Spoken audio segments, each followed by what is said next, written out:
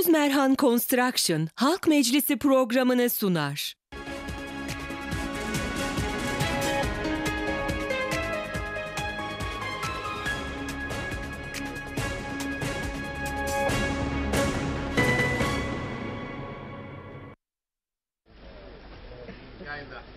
Efendim iyi akşamlar. Yine bir salı gecesi ve yine tabii ki Halk Meclisi gecesinde beraberiz. Bu akşam İskele'ye bağlı Topçuköy'e geldik Sayın Akar'la birlikte. Çok güzel de bir kalabalığımız var. Hemen biraz da zaman geçirdiğimiz için hızlıca programa girmek istiyorum. Bölgenin sorunlarını, bu bölgede oturan insanların düşüncelerini dinlemeye geldik. Yine bugün açılış için söz Sayın Reşat Akar'a vereceğim. Sonrasında da buradaki vatandaşlarımızın konuşmasını bekliyoruz. Sorunları dile getirmesini bekliyoruz. Hemen Sayın Akar size verelim sözü, buyurun. Evet, herkese iyi akşamlar diliyorum. Hem burada bizimle birlikte olan Topçuköy sakinlerine, çevre sakinlerine hem de bizi ekran başında izleyen tüm vatandaşlarımıza. Öncelikle Belediye Başkanı Sayın Hasan Sadıkoğlu bu akşam burada bizimle birlikte kendi belediyesine bağlı güzel bir köydeyiz. Katıldığı için teşekkür ediyorum. Yine muhtarımız Sayın Bayram Fakiroğlu'na burada bizimle birlikte olduğu için teşekkür ediyorum. Milletvekillerimizden Sayın Hüseyin Angolemli, Sayın Zorlu Töre burada her zaman. Zorlu Bey artık hem her programımızın katılımcısıdır. Rekor yolda konuştuk Aykut arkadaşımla. Rekor kimde diye Zorlu Bey'de dedi. Onun için Hüseyin Bey daha sık gelirse bundan sonra Zorlu Bey'e yaklaşabilir diye düşünüyorum. Sayın Naimoğulları Hayvancılık Birliği Başkanı her zaman bizimle birlikte o da. Mustafa Bey geçen hafta şeye gelemedi. Hisarköy'de yoktu. Eksikliğini hissetmedik dersem de yalan olur. Güzel bir program oldu orada da. Bütün bölgelerimizi geziyoruz. Bu akşam 49. program.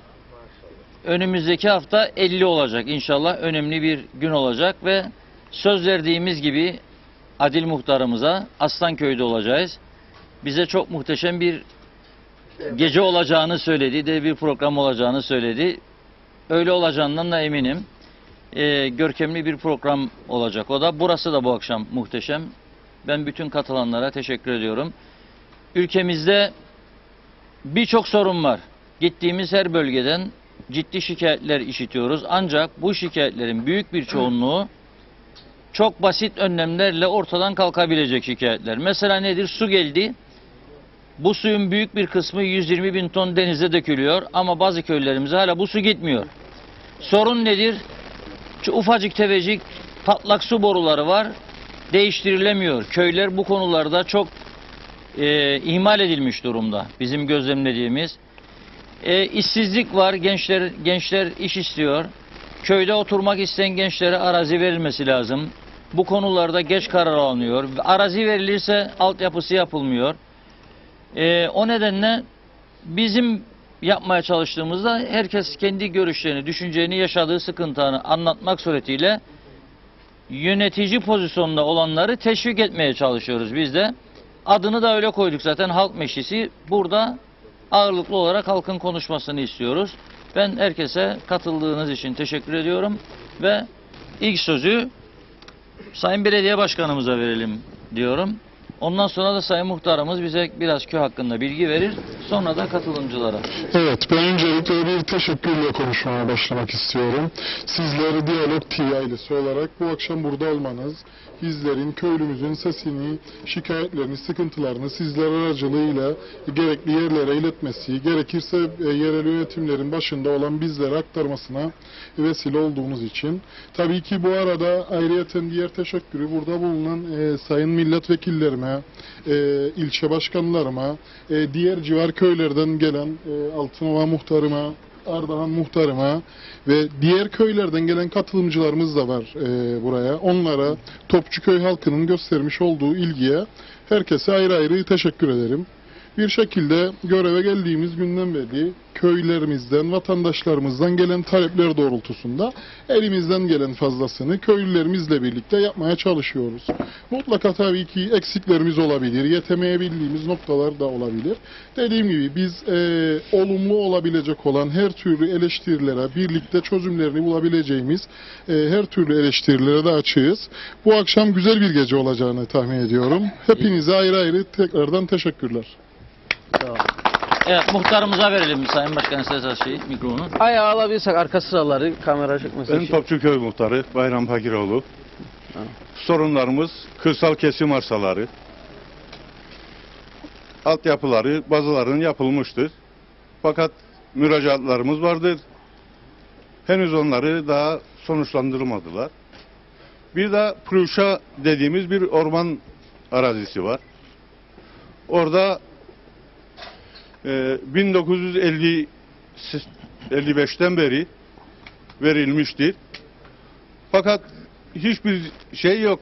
Gelen bakan, gelen milletvekilleri halledecek diyor. Ama öyle bir şey yok. Sonuç yok. Sonuç yok. Hepinize teşekkür ederim. Sağ ol. Evet. Sayın Bakanınız sizin köyünüzden bir bakan da var değil mi? Evet. Nazım Bey bu köyün bakanıdır benim bildiğim kadarıyla. Evet. O da katılsaydı iyi olurdu. Kendi köyüne geldik. Haber de verildi, arkadaşlarımız bakanlığa bildirdiler.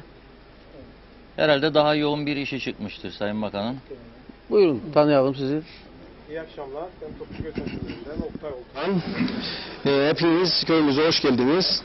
Muhtarımızın yazıların izniyle başkanımıza birkaç sorum olacak, izinleri varsa. Köyde en büyük sorunlarımızdan biri başkanımızın köye görevine başlayalı aşağıda bulunan elçilik tarafından yaptırılan çocuk parkının harap bir halde, paslı bir halde çocuklarımızı götürüyoruz ve onların üstünden paslar ve 4-5 kez makamında bu şeyi dile getirdiğimiz halde hiçbir sonuca varamadık. Ayrıyeten göreve geldiğinde Kadınlar Birliği Başkanımız ve ben de Topçuköy Avcılar Birliği Başkanı bize verdiği dernek binamız var yukarıda ve bu dernek binamızın önünde Kadınlar Birliği ve Topçuköy Avcılar Birliği yemek düzenliyor. Her yıl 350-400 kişilik yaklaşık burada yemeklerimizi toprak yerde yapıyoruz. Tozun toprağın içinde. Başkanımızın sözü bu şeyi halledecek ve biz yemeklerimizi de iptal ettik ki burası olacak diye bundan da bir sonuç alamadık. Diğer yönden aşağıda yapılan kazılar vardı bu yol boyunda. Kazılar yapıldıktan sonra su resmen o tadilat duvarını yıksın diye sanki de suyun önünü kesmişler. Ve bizim halkın gördüğü şeyleri sanki gelenler görmemezden geliyor. Hala da ikazlarımıza rağmen bunlar devam ediyor. Ayrıyeten başkanımıza bir şey daha sorayım. En önemlisi bu. Bölgede, ilçede işsizlik konusunda ayrıntılı bir şekilde çalıştıklarını söylüyorlar. Ayrıyeten bir taşeron şirket kurdular bunun için. Bölgeye çok güzel hitap edecek diye. Ama ne yazık ki görüyoruz. Kendi çevresinden işleyen insanları işlerinden çıkartıp bu taşeron şirketine yönlendiriyor. Seçim sonrası kendisinin o koltukta kalacağını kim garanti ediyor ki bu taşeron şirketinde orada kalıp da bu çocukların bu işe devam edeceğini. Ayrıyeten dünya kadar üniversite mezunu arkadaşımız işsiz gezerken şu anda ismini vermeyeceğim bir üniversitede çalışmakta olan aylık maaşı 5.000 TL olan bir arkadaşımızın babası meclis üyesidir ve bu meclis üyesine ayrıyeten bu adama 5.000 lira maaşı olan bir ek iş olarak bu taşeron şirketliğin müdürlüğü veriliyor.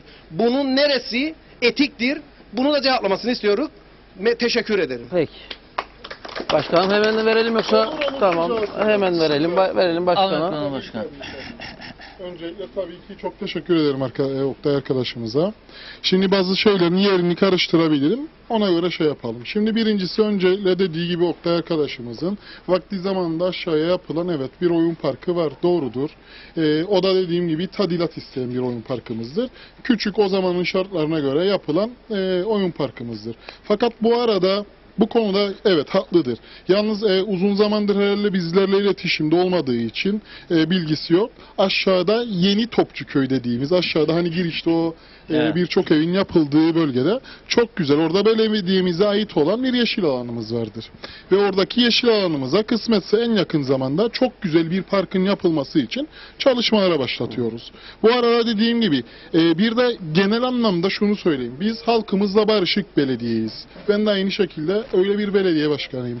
Bu köyde ne yapılmışsa değerli halkımızla birlikte istişare edilerek yapıldı. Ha bu arada evet onları yapmazken şu an az önce kendisinin de ifade etmiş olduğu gibi Topçuköy Avcılık Atıcılık Kulübü'nün kullanımda olan, harap durumda olan binanın sağ olsun kendinin de katkılarıyla kendisinin de orada çalışmaları sonucunda güzel şekilde geldi. Tabii ki gene böyle bir talebi varsa, gene oradaki işçiliği belediyeden alacağı ücret karşılığında kendisi de yapacaksa, önceki yaptığı işler gibi seve seve oranın betonunu da hemen dökmeye hazırız. Bizim için sıkıntı değil. Şey konusunu sadece anlayamadım. O suyun akış yönü neresiydi? Nereden aktı su? Onu anlamadım. Onu sadece. size Kesildi. daha gündüz gösterir herhalde Ha, orada. o da, arkadaş. evet. Daha yerinde yapar. Evet, o da Daha olabilir uygun dediğim olur. gibi. Birincisi tabii, ikinci olay tabii ki işte belediye ile ilgili. Tabii ki kimsenin bugünden yarına bir saat sonra bile ne olacağı belli değildir. Kimsenin koltukta kalıp kalmayacağı o da Aday ayrı bir olup olay. olmayacağınız da belli değil. Yok, herhalde. hayır, Yoksa halkımın belli bana mi o? ihtiyacı var. Adayım. Yani kesinlikle adayım. Halkımızın da bana ihtiyacı vardır. O yüzden olacağım yani. Benim koltuk kaygım da yok. Öyle bir şeyim de yok zaten. Her neyse. Onun devamına gelince birincisi bunu zaten herkes bilir ve farkındadır. Biz şimdiye kadar tutamayacağımız hiçbir sözü vermedik. Ha günü geldiği zaman vermişsek o sözü de tutmadık. Takdir halkımızındır. Seçim günü bir oy kullanma hakkı vardır herkesin. Gelir seçim günü eğer bizi değerlendirmesi sırasında uygun bulmamışsa ya da oyunu vermez, olur biter. Ha onun yanı sıra bana göre ki önceden yüce ve güzel olan dostluğumuzun ben devam ettiğine inanıyorum. Kendine göre kendi sebepleri olabilir bilemem. O kendisini bağlar da kulaktan duyma sözler de olmuyor bunlar. Yani falanca kişi işte 5 milyar işten alıp işten çıkarma. Kimse kimseye zorla hiçbir şey yaptırmıyor. Hayat insanların tercihleriyle yönetilir. Ha bizim dediğimiz evet taşeron firma değil. Belediyemize bir şirket kurduk. Evet kurduk diğer belediyelerin olduğu gibi. Türkiye'de de birçok belediyenin yaptığı gibi. Burada Dipkarpaz Belediyesi'nin dahi yaptığı gibi kurduk. Tabii ki bu şirketin bir direktörü olur, sekreteri olur, şusu olur, busu olur, çalışanları olur. Biz ne yaptığımızı biliyoruz. Herkesin içi gönlü rahat olsun. Ve şunu söyleyeyim. Biz bastığımız adımları emin adımlarla atıyoruz. Dediğim gibi veremeyecek hesabımız yok çok şükür olsun. Biz zaten sürekli belediyedeyiz, oradayız, halkımızla iç içeyiz. İsteyen de istediği zaman bize ulaşabilir, sorularını da sorabilir, kendilerini de aydınlatabiliriz. Peki, Evet, teşekkür ederim. Evet. Tabii Buyurun ki Taner bardak Hanım. düştü çünkü benim de sözüm geçti burada. Oktay arkadaşın söylediğini.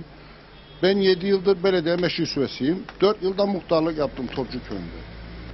40 senedir de parti değiştirmedim. 40 yıldır da bir partideyim.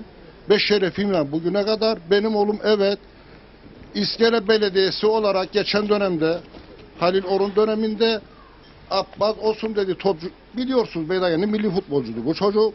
Çetinkaya'da top oynardı gittiler orada dedi ki Halil Orhun bu çocuğu verin bize İskele Süper Lig'e çıkaralım işe alayım yani.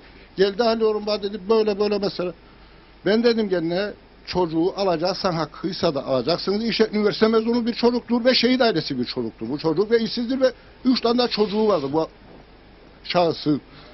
Tabii herkese iş düşer. Bana göre hep bütün işsizlere iş düşür. Ve ben bir güne başkan Ayüzü buradadır. Geçen dönem beraber meclis üyeliği yaptık. Bugüne kadar demedim ben oğlumu işe al diye. Benim ismimi burada kullanmaması gerekirdi. Bu şahsı kendin gibi ben onları parti değiştirmedim işe gireyim diye. Düne kadar Hasan Başkan'ın peşinde koşarken 3 gün sonra ne oldu da bu kadar değişime uğradı? Ben bunu sorayım yerine. 3 gün öncesine böyle bir şey yoktu. Ne oldu 3 gün sonra da bu kadar değişime uğradı? Da benim ismimi kullanacaksın sen. Ben hayatım boyunca Topçuköy'de muhtarlık yapmış adamın bir tek cızı Topçuköy o giriş arsalanı daradan benim orada mücadele ederek ve kendime almadım. Bir şey ben paramı nasıl satalım çocuklarıma da. Evet, peki. Teşekkür ederiz. Sağ ol. Evet, ver bu arkadaşa bir cevap hakkı doğdu. Tamam. Konuşsun, ondan sonra başkası. Ondan sonra Konuyu konuları değiştirelim. değişelim. Kişisel şeylere kalmayalım. Ben sorduğum galiba başka şeylere uzatıldı. Benim sormak istediğim çalışan bir insan, maaşı olan bir 5.000 TL olan Abbas benim sevdiğim arkadaşımdır. Kendisine bu konularda daha önceden tartıştık. Sadece kendine böyle teklifin bulunduğunu, cazip geldiğini söyledi. Ben sadece etik olmadığını sordum. Çalışmayan bu kadar insan varken çalışıp ve evine 5.000 TL gelen insan ek iş olarak bir de müdürlük talebi, hem işsizliği çözmeye çalışıyor derler, hem de çalışan bir insana ek iş olarak müdürlük teklif ederler. Bu adamın zaten evine 3 tane çocuğu var, Evet. biz de bilirik. Evine ekmek geliyor, 5.000 TL'de maaşı var. Hanımı da garantili sigortalı bir işte. Dünya kadar da üniversite mezunu arkadaşımız işsiz geziyor.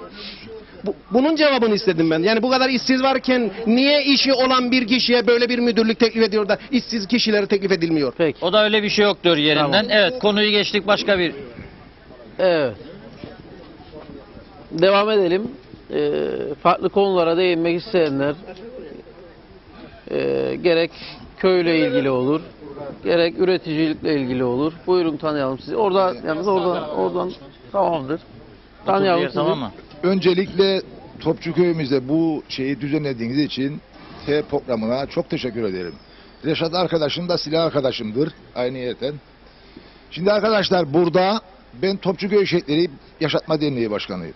Arkadaşlar, eskiyi unutmayalım. Birbirimize çamur atmayla kimse bir fayda etmez. Daima eskiye bakacaksınız, ona göre hareket edeceksiniz. Sayın Belediye Başkanımdan ben gerçekten çok memnunum. Çünkü neden? Bu arkadaşımıza ne dediysek 2 eli ganda olsa hemenden yanımıza koştu. Okulumuz atık durumdaydı. Eğer onu görseydiniz inanamazsınız. Sanki daha Rumlar, zaten daha önce 74'te bombalandı bu okul. İnanamazsınız. Türk Silahlı Kuvvetleri sağ olsun, Mustafa Ergün albayım ilk eli o attı. O tamir etti. Ondan sonra çöktü o bina tekrardan. Allah razı olsun Hasan Sadık Başkanımdan. Orayı Avcılar Birliği'ne restore etti. Oktay arkadaşım da çok sitem yapmasın. Çok ayıp eder gerçekten. Onun da çok büyük emekleri oldu o binanın oluşumunda. Tabii ki sosyal faaliyetler ihtiyacıdır her toplumun. Yani bunları göz ardı etmeyelim, birbirimize çamur atmayalım. Ayıptır, yazıktır. Önümüze bakalım. Dünya zaten kaynar. Onlarla da biraz ilgilenelim. Ona göre hareket edelim. Böyle çamur atmayla hiç kimse bir yere varamaz arkadaşlar. Onun için yani sizden ricam, çamur atmayalım. Önümüze bakalım. Köyümüzün çok eksiklikleri vardır. Gelen giden siyasi partiler işte bunu yapacak, onu yapacak derler. Tabii ki bütçe durumu vardır. Ne bileyim, malum yani şeyimiz belli. Gelirimiz belli. Biz bir yavru vatanık, yani daha kendi ayaklarımızın üzerine duramayık. Eğer ana vatanımız olmasa zaten nefes dahi alamayık arkadaşlar. Yani bunu çamur atıp onu kötülemek, bunu kötülemek hiçbir şey bize fayda etmez. Yan tarafımızdaki sadece Rum komşularımızın altını beslerik ve onlar da bize saldırır zaten. Biz böyle yaparsak zaten yani yok olmaya gideriz arkadaşlar, kusura bakmayın yani. Allah reva etsin, Türkiye Cumhuriyeti yanımızda, yani elimizi kessek hemenden yanımızda her şeyle. İnsanlar doğmamış bebeklerin gelirini buraya gönderir bize. Yani bunları Allah için olsun biraz düşünün ya. Yani ne bu çamur atmalar yani? O olmuş, bu olmuş, olmamış, etmemiş. Oturalım, konuşalım, çözerik. Yani konuşmayla da çözerik bunları. Çamur atmayla olmaz. Ya. Evet. Yani diyeceklerim Köyün bunlar çok arkadaşlar. sorunları var diyor arkadaşımız. Nedir Yani, o sorunlar? Onları da konuşmaya Tabii başlayalım. ki asfalt isteyen yollarımız vardır. Topçuköy Altınova arası. Gelmiş geçmiş hükümetler söz verdiler, yapılmadı. Bunları konuşalım. Önümüz açılsın. Bir de köyün en yaşlısı bize bu köy hakkında Yani, biraz bilgi versin. Neden teşekkür Topçuköy ederim. koydunuz adını bu köyün? Teşekkür ederim. Tamam. Var mı o bilgi? Topçuköy neden Topçuköy? Bize bunu bir anlatsın birisi. İşte yaşlı, köyün en yaşlarından birisi anlatsın bize bu Topçuköy'ü biraz. Bilen yok mu? Vatandaşlarımız merak ediyor. Bu köy neydi? Nereden nereye geldi? İsmi neden Topçuköy oldu? Oradandır. Verin gel. Hah, var mı? Ver ver. Anlamadı. Topçuköy. Al mikrofonu yakına. Top atardık lan onun için. Kime atardınız topu? Malta'ya. Rumlara mı? Benim de şikayetim var. Tamam, Ne oradan, şikayeti? oradan. Tamamdır. Otur Tamam. yerine otur. Bütün Türk köyleri asfaltlandı. Evet. Kaldı 4 tane köy burası ahmak köyler. Hep Çek mikrofonu yakına ama. ahmak köyler. Ne müktarlarımız arar, ne hazalarımız arar. Ha, hiçbir köy asfaltsız yoktur. Bütün insanlar yapar binaları 500 liralık, 600 milyonluk bir şey, bina. Taksiyle başka köye gidemez. Ha, yaparlar Omurfo'yu, yaparlar Mausa'yı. Bize de bir tek yol olsun, yapsınlar ya. Evet. Hata ettiniz. Sizin bakanı, Biz- Ulaştırma Bakanı yani biz yapacaktınız. köylü Olsun olarak yollar. Bu kadar eşek. Yani eşek çağlar bizi. Ulaştırma Bakanı zaten şey olur. Yani akraba sahibi. Evet. Geçen günler bugün İçişleri Bakanı'nın iskelede dedim gene böyle kefiyet sen neredesin ya koçum dedi bana. Allah Allah. Nerelisin koçum? Topçuköy'lüyüm. Topçuköy'de diyor bir bakan var diyor. Dedim ona hani bizim bakanımız da yok burası şimdi. Nerede bu bakan? Ha nerede diyor bu bakan? Düğünü var ya. Belki düğünü. Tamam. Belki bir sıkıntısı var. Evet. Biz bu 4 tane bu köy doğdu doğalı ulusalcıyız. Ha. Hepsi değil. Hepsi de. Hepsi bak evet çoklukta size. Tamam. Hepsi ulusalcıydı. Eroğlu'nda Eroğlu zamanında Tamam. Eroğlu yaptığı o Ergazi'den Kırıkkaya asfalt orasından bura para yok. Tamam. Neden? Bu asfalt işini soralım. Neden yani? Evet. Biz insan değiliz. Belediye başkanı açıklayacakmış onu. Soralım. Al mikrofonu şey. Allah. Biz sorduk neden senin sorduklarını sorduk. Tamam. Tamam. Evet. Sağ ol Yusuf Bey. Evet. Tabii ki Yusuf... Tamam Yusuf Bey. Şimdi Yusuf Dayı'nın bahsetmiş olduğu yol Altınova, evet, Altınova Topçuköy yolu. Aynı zamanda Ardahan Turnalar yoludur. Bir de Altınova Bladan yolu dediğimiz yol. Evet, Bladan yolu dediğimiz yol. Çınarlı yolu. Tabii geçmiş dönemde yaklaşık 5-6 ay oldu herhalde Sayın Muhtarım.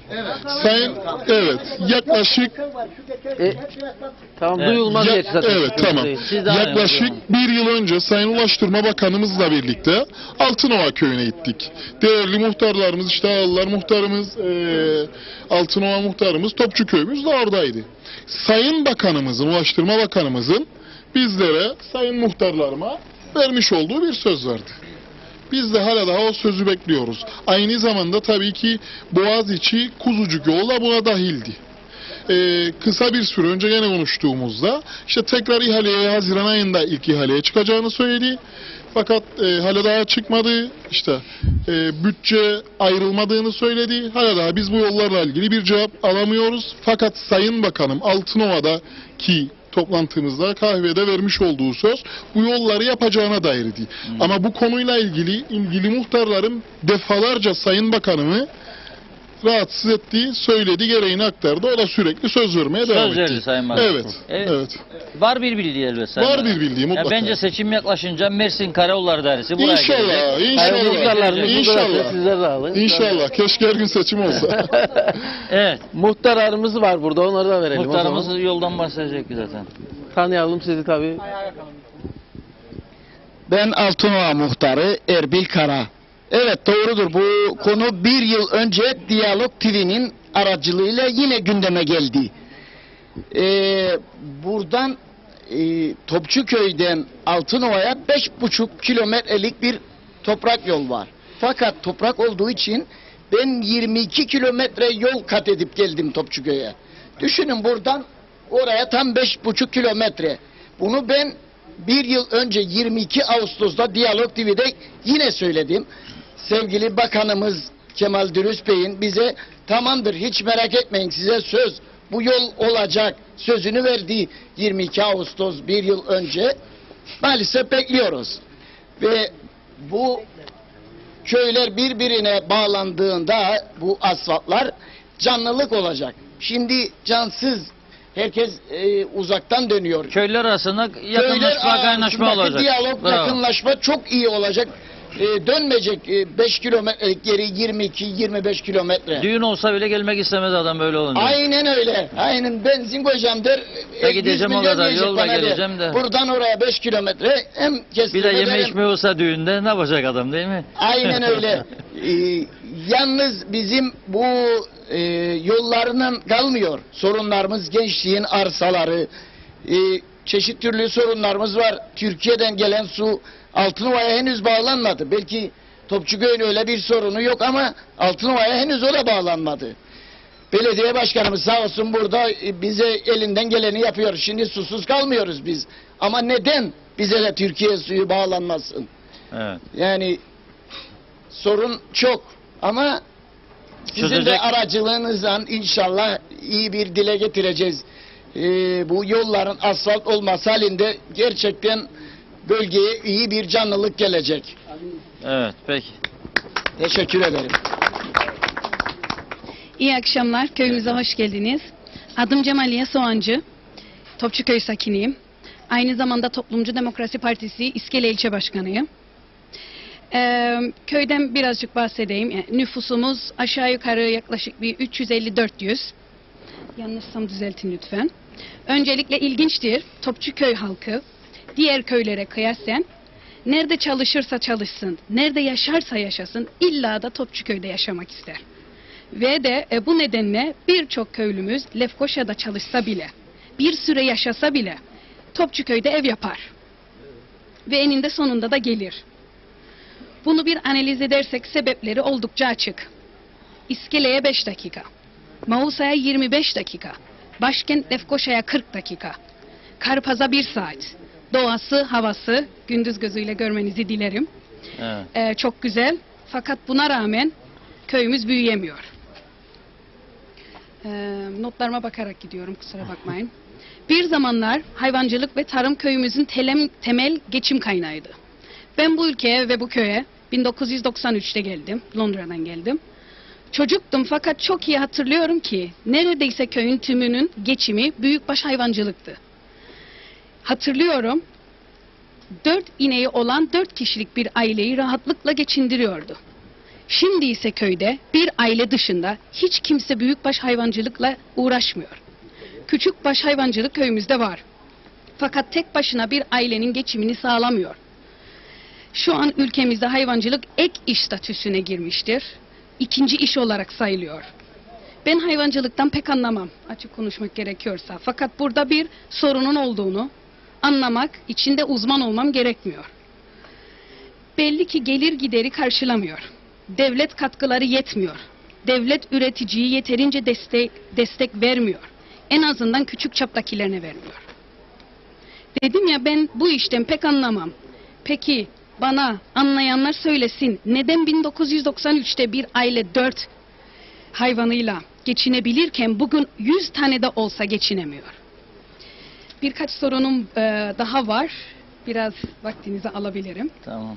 Bu bağlamda bir diğer konu da bu köydeki işsizlik oranı. Arkadaşımız biraz önce bahsetti. Bu köyün aşağı yukarı %20'si polis, memur, öğretmen veya belediye çalışanıdır. %20'si ise zanaatkardır. Demircilik, kalıpçılık, yapıcılık vesaireyle uğraşıyorlar. Bir zamanlar aynı hayvancılık gibi zanaat işleri de bir aileyi geçindiriyordu. Şimdi ise zor. Yine ek iş oluyor. Geriye kalan köylü ya özelde ya işsiz. Ne yazık ki gençlerimizin çoğu da işsiz. Bu yüzden halk devlet dairesi ve belediye işlerine saldırıyor. Diğer köyleri gezdiğim zaman herkes en büyük gailesi bu bölgede bildiğiniz gibi işsizliktir. Doğru. Nereye gidersek gidelim herkes iş ister. Üretimden, zanaattan koparılmış olmanın getirdiği travmadır bunlar. Gençlerimiz bu nedenle evlenmiyor veya çocuk yapmıyor. Cesaret edemiyorlar. Bunları nasıl aşacağız? Bir aile hayvancılıktan, tarımdan veya zanaattan geçinebilmesi, o ailenin ve ülkenin ekonomisinin gelişmesi demektir. Küçük ama etkili formüller üretip bölgedeki üretimi geliştirmek şart. Bu devletimizin başlıca görevidir. Evet. Ya. Devam. No, wait. Bir başka konu ise kırsal kesim arsaları. Bunu çok duyacaksınız bu akşam. Mesela ben 2000'de evime yerleştim. Halen daha koçanım yoktur. Ve benim gibi köyün çoğu, yeni Topçuköy dediğimiz bölgede özellikle ve bu diğer köylerde de aynıdır kırsal kesimde. Evimize karşı kredi alamıyoruz, yatırım yapamıyoruz, bu bizi kilitliyor ve buna derhal bir formül çözülmeli, bir çözüm bulunmalı kesinlikle. Bir başka konu, köyümüzde çocuklar ve gençlere yönelik hiçbir tesisin, hiçbir diyemem, küçük bir park var aşağıda, doğrudur ama arkadaşlar anlattığı gibi pek iyi durumda değil. Belediye başkanımız anlattığı ki bir proje var. Bekliyoruz. Onun da çözülmesini istiyorsunuz parkın. Ve bir sıkıntı daha, o çözülebilir. Onlar sorunlar değil. Gençlerimiz, çocuklarımız bilgisayar ve internete ağırlık veriyor. Bu da beni gelecek için endişelendiriyor. Hele de bu yeni dünya tehlikelerini düşündüğümüzde, özellikle uyuşturucunun arttığını düşündüğümüzde çocuklarımızın sanata ve spora teşvik edilmesi gerektiğini düşünüyorum. Tamam Topçuköy 5 dakika olabilir iskeleye, 25 dakika olabilir mi olsa, ama herkesin arabası yoktur, herkesin ehliyeti yoktur, herkesin imkanı yoktur çocuğunu götürsün. Bazılarımız götürebiliyor, bazılarımız götüremiyor. Bu da çok ciddi bir sorun olduğunu düşünüyorum.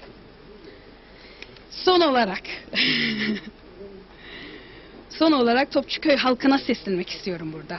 Biliyorum bu bölgelerde çevre sorununun başta gelmediğini, fakat bence bir anlayış meselesidir. Sadece İskele Topçuköy arasındaki 5 kilometrelik yolda inanılmaz çöp vardır. Pet şişeler, teneke içecekler, sigara, cips ve benzeri paketler, tuvalet kağıtları vesaire vesaire. Bunları atan bizik. Özellikle biz duyarlı ve bilinçli olmalıyız. Sonra yetkililerden hizmet bekleyebiliriz. Elbette yetkililer de üzerlerine düşeni yapmalı. Ama biz de toplum olarak üzerimize düşeni yapmalıyız. Çocuklarımıza ev, araba bırakabiliriz. Ama en önemlisi temiz bir çevre, temiz bir dünya bırakmamız gerekiyor. Verebileceğimiz en güzel miras budur. Çok sağ olun. Teşekkür ederim. Şimdi siz Sayın Angolemi'nin TDP'sindensiniz yoksa Çakırcı'nın hangisi? Ha, bir tane. Hüseyin Bey'in partisi. Evet. Hayvancıya değinmişken Hayvancılar Birliği Başkanımız burada. Ondan da hayvancılar için... Alacağız tabii. Mustavi'ye vereceğiz söz ama biraz köylü konuşsun dedik, ondan sonra... Ya da muhtar varsa başka, o da alabilir. Tamam. Buyurun. Öncelikle iyi akşamlar. Ardahan Muhtarı İsmail Çavdar. Genellikle sorunlar belli zaten. Yol, su, asfalt, bunlar kaçınılmaz şeyler. Ben bu işi bir şirket işine benzetiyorum. Yönetici iyi olmazsa şirketimiz batar. Maalesef başımızdaki yöneticiler de bu işi beceremiyorlar. Birçok defa bakanlıklara gidiyoruz. Tabii ki bu yol içinde mevzu. Sayın Bakanımız Kemal Dürüz bölgeye de geldi. Yerinde de gördü, inceledi de başkanımızın dediği gibi söz de verdi. Bu yollar yapılacak diye. Haziran'dı, Temmuz'du, Eylül'dü. Olacak gibi bir iş değil bu iş. Yani iş icraata ama yıl vermedi lazım. Size değil mi? Haziran dedi ama hangi yılın Haziran ama hangi Haziran? Öncelikle dediğim gibi yani yaşım genç. Ben bu muhtarlığa baş koydum. Evet, koydum. Bir şeyler olması için, hizmet gelmesi için ve bunlar için de ben yoğun bir şekilde çaba gösteriyorum. Ve birçok şeyi de başardığıma inanıyorum. Ardahan Turnalar arasında 3 kilometrelik, 3,5 kilometrelik bir yol var. Bu mesafe nedir ya? Kaç para tutacak? Yani bunu bizim devletimiz maalesef çözemiyor. Kim çözecek? Allah'tan bir ana vatanımız var. İşte duyuyorsunuz devamlı. Bu kadar yardım geldi, bu kadar yardım kullanılmadı, tekrardan gitti. Ya bir projeyi yapmak bu kadar zor mu? Bir proje yapacaksın, elemanını göndereceksin, yerinde görecek, inceleyecek. Bunun bu kadar meblası var. Vereceksin, işler olup gidecek ya. Ama maalesef bakanlıklarımızdaki insanlarımız, çalışanlarımız, hiç kimse kusura bakmasın, alınmasın. Bayanlarımız bir yarışa girmiş. En güzel kim giyinecek? Dedikoduyu kim yapacak? Bir dosyamız var. Maalesef dosya orada 2 ay bekliyor. Bir yanıt alamıyoruz. Ya bu iş böyle çözülmez. Herkes üzerine düşen görevi yapacak bu ülkede. Madem yaşıyoruz, burada halkın suçu yok. Burada yöneticilerimizin suçu var.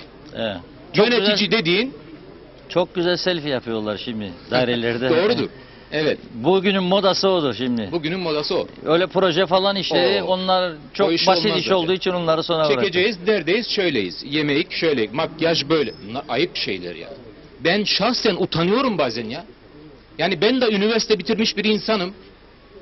Ve kendi işimin hakkını veriyorum. İnsanlara bu bölgemde sorabilirsiniz bugün ya. Lambam yanmıyor diyor, elektrik kurumunda da çalışıyorum ayrıca tabii. İnsanların sorununa her türlü yetişmeye çalışıyorum. Bazen arkadaşlarım da kızıyor bana. Bırak ya bu kadar uğraşma. Olmaz. İnsanların ihtiyacı varsa hizmete, hizmeti yerinde götüreceksin. Bu Evet. böyledir. Yapamıyorsan kapıyı çekip gideceksin arkadaş. Çıkaracaksın ceketini. Doğru. Burada belediye başkanımız için de gerçekten yani çok duyarlı ve çok iyi de işler yapıyor yani. Bu göz önünde. Bundan kaçınamayız. Gereken yerlerdeki yapılmayan işler, çocuk parkları, oyun parkları, efendime söyleyeyim, halı sahalar, bundan önceki kişiler de vardı, yöneticilerimiz de vardı burada. Olmaz bu işler, yapılmaz bu işler. Peki şimdi niçin oluyor? Niçin yapılıyor? Demek ki gayret lazım, çalışmak lazım. Ben buradan sayın bakanlarımıza tekrardan sesimi duyurmak istiyorum. İnşallah dinliyorlardır, izliyorlardır bizi. Bölge halkına, insanlarımıza destek çıksınlar. Türkiye Cumhuriyetimizin göndermiş olduğu bir kaynak var, para var. Bunu en iyi şekilde kullansınlar. Gerekli projeleri de yerinde yapsınlar. Benim diyeceklerim bunlar. Teşekkür ederim. Sağ olun. Evet. Güzel akıyor program. Çok konuşmak isteyenlere söz verelim çünkü sonlara doğru genelde Evet, sıkışı sona olur. kalmayalım. Sonra Bitirmemiz gerekiyor. ön çünkü. sıralara geçtiğinde mikrofon bu daha vakit kalmayacak. Arka sıralar biraz erken söz alır. Şimdi az önce o zaman Naimoğlu size verelim. Hayvancılıktan geçim vardı dedi Sayın İlçe Başkanı eskiden. Şimdi bir tane kaldı. Oyundan da geçinilmez dedi. Oradan devam edelim o zaman. Şimdi öncelikle aslında bu programlar halkın konuşması içindir. Biz buraya gelmemizin sebebi konuşmak için değil, dinlemek için geliyoruz.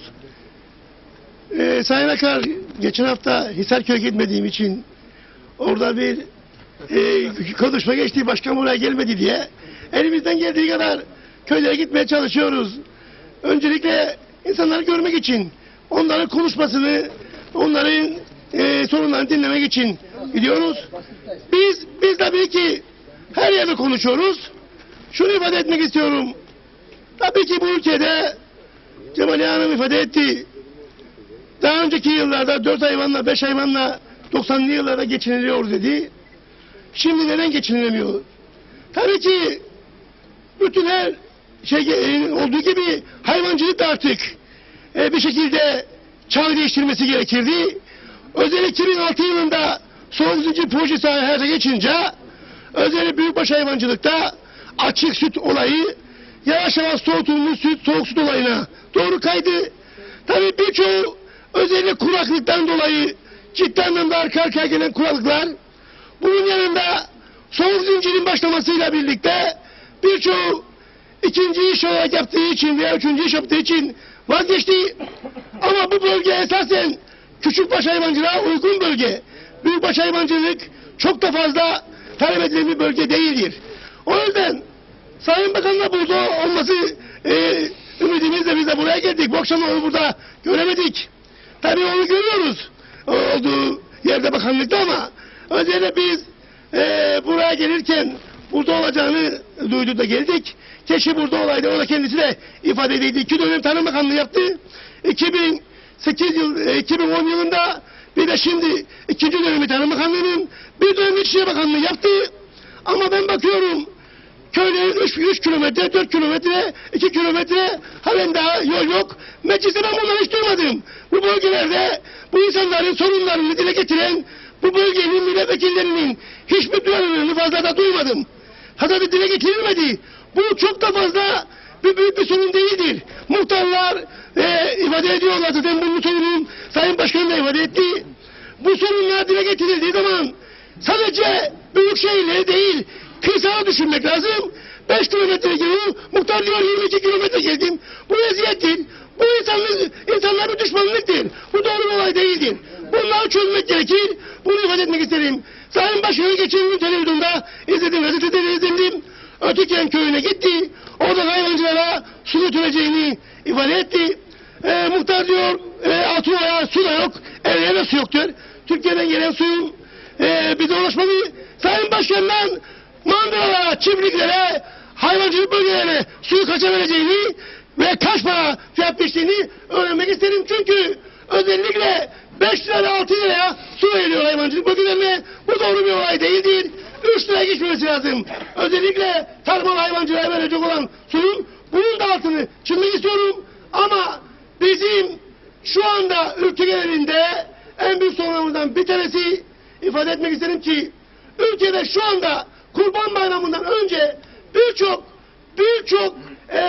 odalar veya bunun gibi birçok kuruluşlar ülkede et açığı olduğunu ifade ettiler. Ama gördük ki Kurban Bayramı geçti. Burada aramızda kasaplık yapan arkadaşlarımız da vardır. Birçok da hayvan pazarlanamadı, ellerinde kaldı. Bunu da ifade etmek isterim. Yani ülkede yıllarca yapılan bu oyunlarla hayvancılık sektörü küçüldü. Geçen döneminde Sayın Bakan editaline izin verdi. Ve o dönemde de uyarmıştık kendine. Bu izinleri vermeyiniz dedik. Akıbetinde hayvancılık küçüldü. Ama bu defa dik durdu. Şu ana kadar dik duruyor. Hem süt konusunda hem de et konusunda dik durmaya devam ediyor. Özellikle süt teminatlarının alınması konusunda biliyorsunuz biz bir eylem yaptık. Ve bu konuda bu teminatların büyük bir kısmını %100 olarak aldık. Bir iki imalatçının dışında geri kalanların teminatları şu anda alınmıştır. O yüzden bu konulara kendisi yani yanlış yapmadı. Hayvancılığına durdu. Bu konuda kendisine teşekkür ederim. Burada olsa olmasa da. Ama hayvancılığın geneli anlamında şu anda bana gelen bir yazı var. Şunu ifade etmek isterim.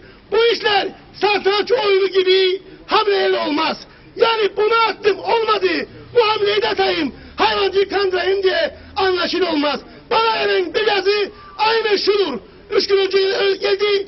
Diyor ki Sayın Bakan, Sayın Müsteşar diyor ki ülkemizdeki bazı yatırımcılar bu ülkede Angus ve simental cinsi canlı dana getirmek ve bu ülkede besicilik yapmak istiyorlar. Bunun yanında damızlık, Angus ve simental da getirebiliriz diye ifade etti. Bunun için ne düşünüyorsunuz? Ben de aynen şunu yazdım ve bugün gönderdim. Bu işler hesap kitap işidir. Satranç oyunu gibi siz bizimle oynayamazsınız. Bu ülkenin tek ihtiyacı vardır.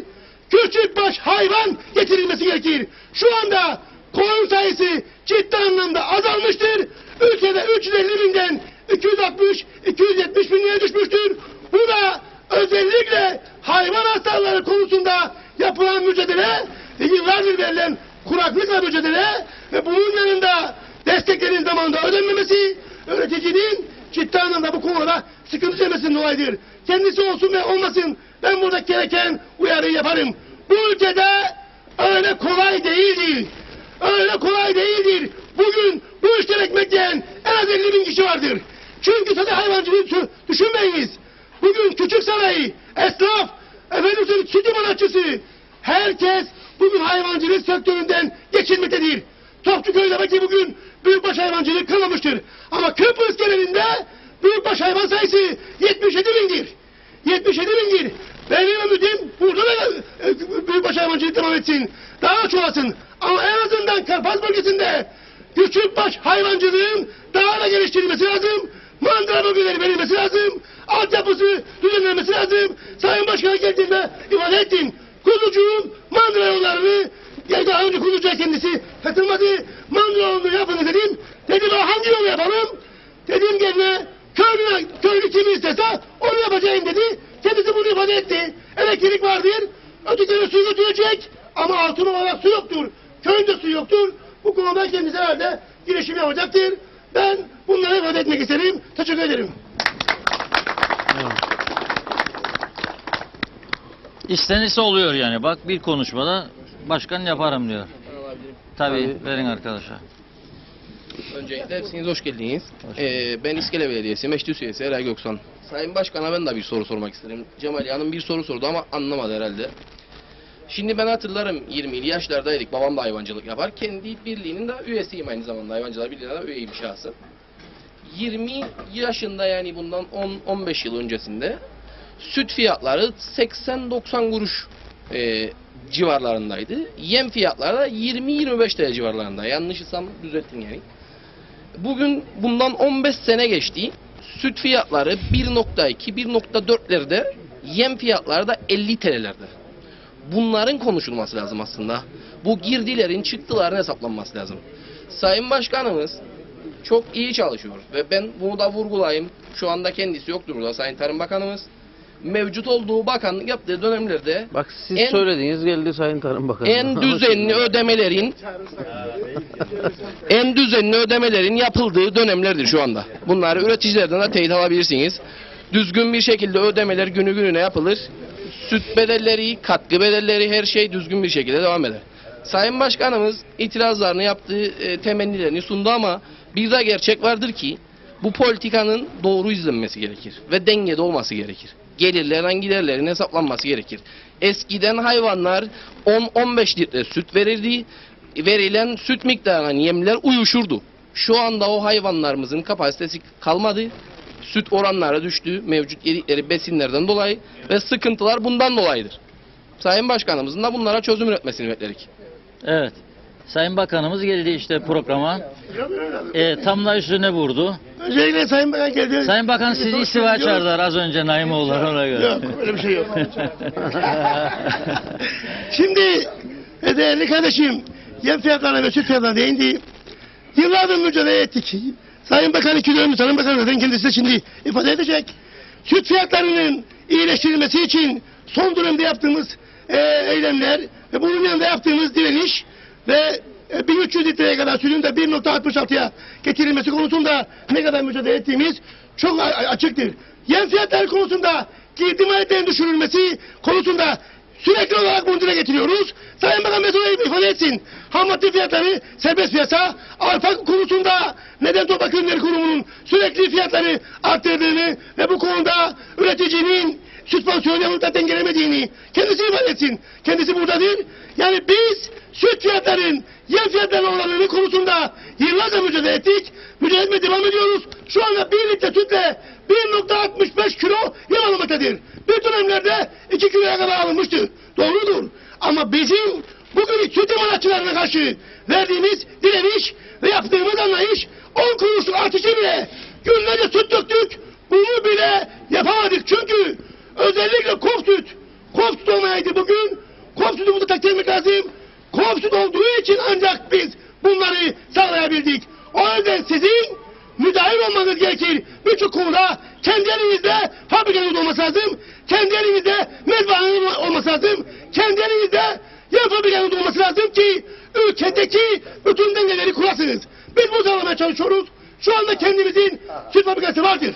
Şu anda yem fabrikası konusunda da yem fabrikasının Binboğa'nın yönetim kuruluna girdim. Bunda da bilinçli olarak bir şeyler vermeye çalışacağız. Bunun yanında mezbaha konusunda Lefkoşa Belediyesi mezbahasının da alınması ve çalıştırılması konusunda girişimlerimiz vardır. Sayın Başkan yaklaşık bir aydır beni bekler. Bu konuda birçok işimiz olduğu için gidip görüşeceğiz ve bunu çözeceğiz. O yüzden biz her konuda mücadelemizi yapıyoruz. Bu fiyatların yükselişi döviz endeksi olarak ham maddeler yükselmektedir. Yem de serbest piyasadır. Bu konuda da hükümet ve Tarım Bakanlığı gerekeni de yapmak zorundadır. Teşekkür ederim. Buyurun Sayın Bakan, hoş geldiniz. Ben Diyalog TV'ye öncelikle hoş geldiniz demek isterim ve buradaki bulunan tüm misafirlerimize, arkadaşlarımıza hoş geldin demek istiyorum. Tabii televizyon programı bu saatte burada yapmak için hükümeti eleştirmek gerekiyor. Yani hükümeti eleştirmeden bir izleme rekoltesi yakalamak mümkün değildir. Dolayısıyla herkes içinden geleni söylüyor. Tabii. Bunu konuşun diye bir şey söylemiyoruz. Şimdi mikrofonu elinize aldığınızda biz yaptıklarımızı vatandaş da yapmadıklarımızı söylüyor doğal olarak. Dolayısıyla bunu çok geniş yüreklilikle, büyük bir anlayışla karşılıyorum. Ben Sayın Naimoğlu'nun söylediklerine gelmeden önce bazı köylülerimizin, misafirlerimizin söylediği bazı konuları izah etmek zorundayım. Su konusu, Altınova muhtarı su olmadığını söyledi. Doğrudur. Altınova'da, Ağıllar'da şu anda bizim bölgemizde sadece bu 2 köyümüz kalmıştır. Diğer köylere geçici de olsa bazı bağlantılar yaptık belediyeyle birlikte, tüm belediyelerle birlikte ortak çalışarak. Ancak aslında birçok köyümüz 200 kilometrelik bir hat ihtiyacı var. Henüz daha ihaleye çıkılmamış. Tüm sorunlar orada çözülecek. Ama burada oturanlar, başta da Diyalog TV yöneticileri olmak üzere, beklerim ki bu bilgiler verildiğinde altını çizmek adına şunu ifade etsin. Biz Tarım Bakanı olduğumuzda ve 252 kilometrelik eksik hat olduğunu ortaya çıkarttığımızda kimse bize inanmadı. Yani böyle hat olamaz. Daha millet farkında değildi bu kadar eksiğin olduğunu. Ve hem suyu ülkeye getiren bir hükümetin bir bakanı olarak hem de 252 kilometrelik hattın eksikliğini ortaya çıkaran ve bununla ilgili büyük mücadeleler veren bir hükümetin bir bakanı olarak gerek tarım suyunun ülkemize kazandırılması, gerekse içme kullanma suyunun herkese eşit bir şekilde ulaşması noktasında takdir edersiniz ki mücadele ediyoruz. Ama Kuzey Kıbrıs Türk Cumhuriyeti bu hatların döşenmesiyle ilgili tek bir kuruş para ayırmamıştır. Dolayısıyla ben şu anda Tarım Bakanı olabilirim, su dairesinden sorumlu bakan olabilirim. Ama hiç kimse boruyu veresiye vermez. Hiç kimse araziyi veresiye kazmaz. Hiç kimse gidip de aylarla o hendeklerin içinde bedava çalışmaz. Dolayısıyla para ödendiği zaman, ihaleye çıkıldığı zaman bu su bağlanacak. Bunun sıkıntısını en çok biz yaşıyoruz. Çünkü devamlı vatandaşımız bizden su istiyor ve biz suyu vermeye çalışıyoruz. Bütün ada geneline vermeye çalışıyoruz. Güzelyurt bölgesinde daha veremediğimiz birçok yer var. Akıncılara ulaşmaya çalışıyoruz. Lefke'ye henüz daha proje aşamasındayız ve bunu ülkede hep söylenir, çok ciddi bir hantal yapı olduğu söylenir. Çok fazla istihdamın olduğu söylenir ama bu işleri yapacak olan insan sayısı da o kadar kısıtlıdır ki, yani bir de bizim açımızdan bakılmasını arzu ederim. Bu ihalenin çıkması için 252 kilometrenin 52 kilometresini ihaleye çıkardık. Tünelin ihalesini yaptırdık.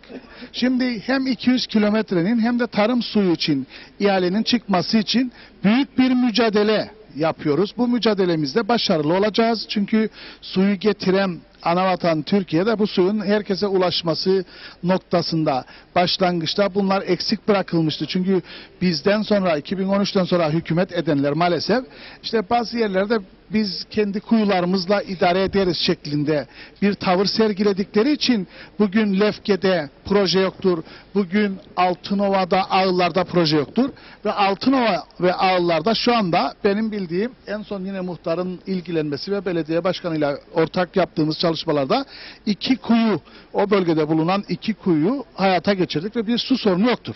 Sularının kalitesi de Türkiye'den gelen su kadar kalitelidir. Dolayısıyla bir beklenti var, sınırsız bir suyun köye ulaşması, ama maalesef parayla olduğu için biraz zaman alıyor.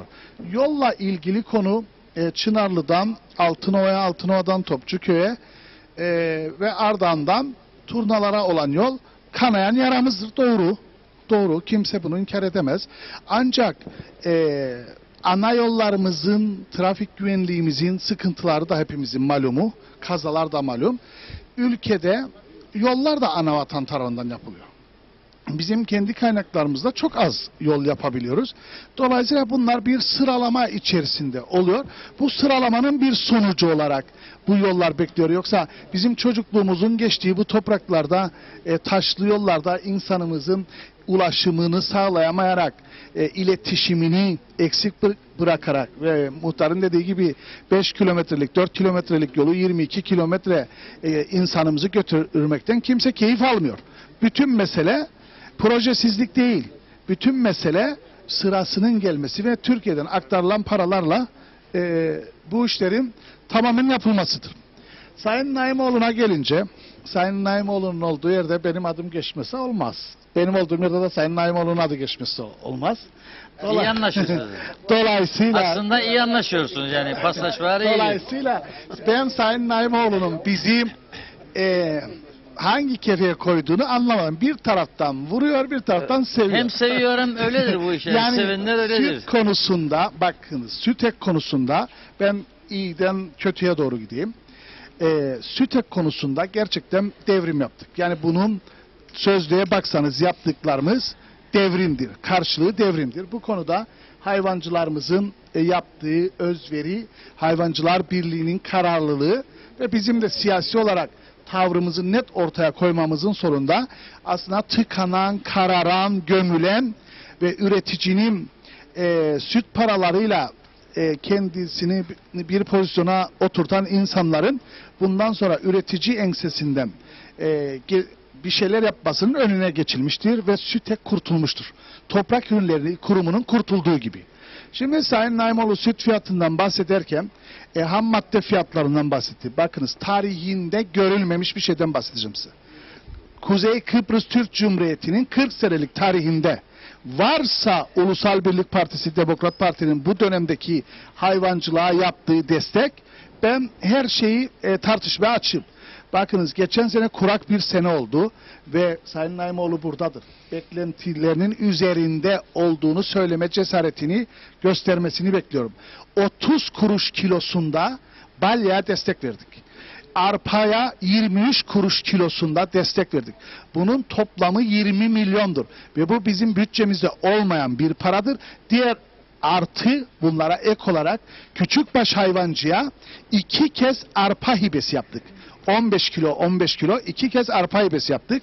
Büyükbaş hayvancıya da 100 ineğe kadar 180 TL hayvan başı destek verdik. Eğer varsa Kuzey Kıbrıs Türk Cumhuriyeti'nin tarihinde böyle bir destek, herkesle tartışmaya hazırım. Hayvancılık konusunda gerek bizim köyümüzde gerekse başka yerlerde hayvancılığın azalmasının hiçbiri bizim dönemimize denk gelmez. Tekke fiyatına tosunların satıldığı dönemlere denk gelir. Ve böyle bir dönemden sonra 2009'da ben iktidara geldiğimizde ve bu Tarım Bakanlığı'nı aldığımızda 2 defa bu hayvanları saydırmaya çalıştım ben. Ve saydırdım. Yaklaşık 40 bin hayvan vardı o dönemde. 40 bin hayvan sayardık. 38 bin, 40 bin civarı. Küçük mü büyükbaş mı? Büyükbaş. Ve biz o dönemdeki hayvan popülasyonunun bu halkın beslenmesine yeterli olmadığı gerekçesiyle yine Hayvancılar Birliği ile oturarak, kasaplarla karşı karşıya yüz yüze oturarak kesim sayısına göre bir kota uygulayarak ülkenin ihtiyacını karşılama yönünde bir adım attık. Dolayısıyla hayvancılığın küçülmesi ve aile işletmelerinin ortadan kalkması bizim dönemimize denk gelmez. Bizim dönemimize şu denk gelir: aile işletmelerinin güçlendirilmesi ve hayvancının, çiftçinin ayağa kaldırılması denk gelir bizim dönemimize. Dolayısıyla hem ham maddeye hem hayvanların yaşamasına, hayvancılarımızın yaşamasına destek verme noktasında Allah nasip etti bize. İkinci kez bu değerli kitleye, bu eli nasırlaşmış insanlara hizmet ediyoruz. Bu konuda alnımız da açıktır, vicdanımız da rahattır. Çünkü Kuzey Kıbrıs Türk Cumhuriyeti Devleti'nin imkanları ölçeğinde demeyeceğim. Kuzey Kıbrıs Türk Cumhuriyeti Devleti'nin imkanlarının üstünde bir destek verdik. Et konusuna gelince insanların beslenmesi için gerekiyorsa gerektiği zamanında verdik. Şu anda bonfile izni verdik. Hiç kimse bonfile getirmedi. Dolayısıyla şu anda da bizden sürekli et talep ediliyor. Biz Hayvancılar Birliği ile yine toplantı yapacağız. Şeffafız da. Gizli bir şeyimiz de yok. Gelip böyle okaliptüsün altında gecenin bu saatinde de halkın içinde sizlerle birlikte tartışacak kadar açığız. Kendi bakanlığımızda da tartışacak kadar açığız. Sayın Başkan'ın ifade ettiği kendisine bir yazı yazdık. Canlı hayvan damızlık ihtiyacıyla ilgili konuda bize talepler gelir, ne dersiniz diye. Cevabını telefonda yakalayamadım çünkü tutukluk yaptı, ben gelirken izledim. Ama şunu söyleyeyim size.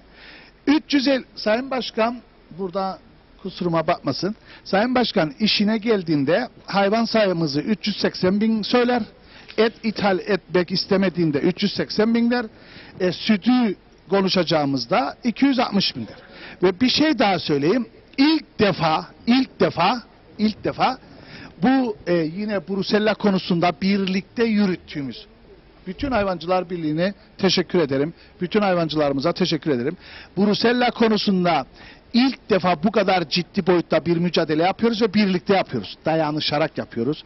Onların hayvancıları motive etmek için arzu ettikleri tazminat miktarını tartışmadan verdik. Ve onlar da büyük özveri gösteriyor. Hayvanların elden çıkarılmasına olsun, kanlarının alınmasında olsun çok büyük destek gösteriyorlar. Ve şu anda Kuzey Kıbrıs Türk Cumhuriyeti'ndeki küçükbaş hayvan sayısında bir küçülme yoktur. İlk defa saydığımız için gerçek rakam ortaya çıktı. Bu kadar zamandır ortaya çıkan rakamlar afakiydi. Herkes işine geldiği gibi konuşurdu. Şimdi ilk defa bir hayvanlar sayıldı, bir kanları alındı. O yüzden gerçek bir sayı var. Bunun hayvancılık öldü bitti, hayvancı sayısı azaldı, hayvan sayısı azaldı söylemi kayıtlarda vardır. Hayvan sayısı azalmadı, gerçek ortaya çıktı.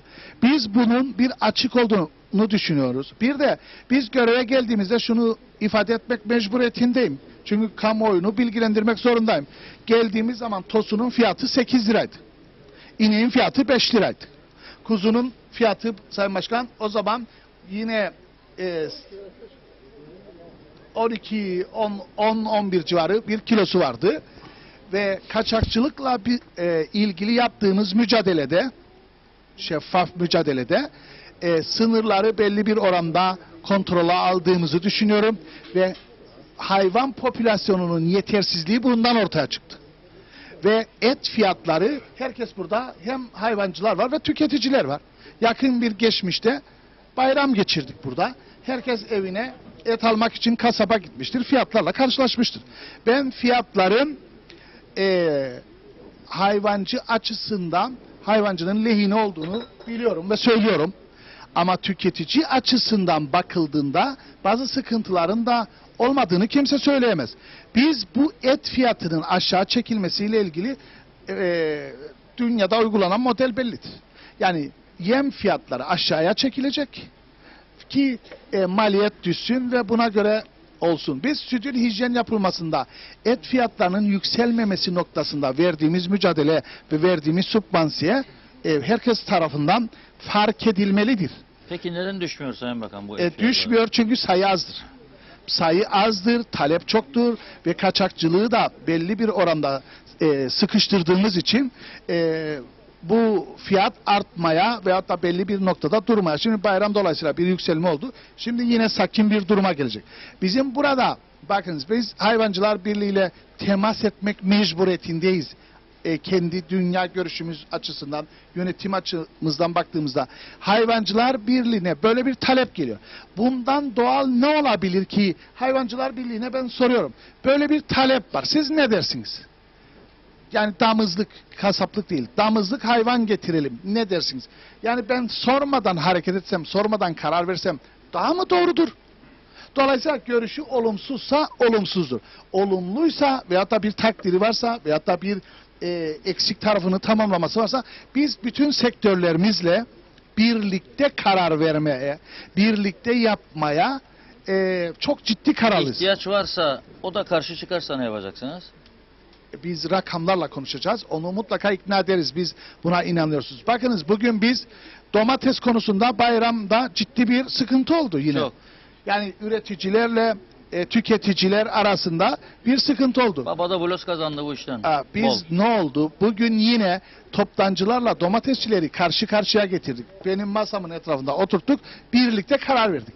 Dolayısıyla Hayvancılar Birliği ile de nasıl süt konusunda, sübvansiyeler konusunda veyahut da hastalıklar konusunda birlikteysek bu konuda da kimseden korkmadan, kimseye popülizm yapmadan, yani birbirimize inanarak ve güvenerek yine birlikte karar vereceğiz. Bizim siyasi anlayışımız, tavrımız budur. Evet. Dolayısıyla ben vesile oldunuz. Sayın Başkan da sürekli böyle vesile olur bana kendimi ifade etme noktasında. Ona da teşekkür ederim. Hayvancılarla da diyalogumuz gerçekten çok iyidir.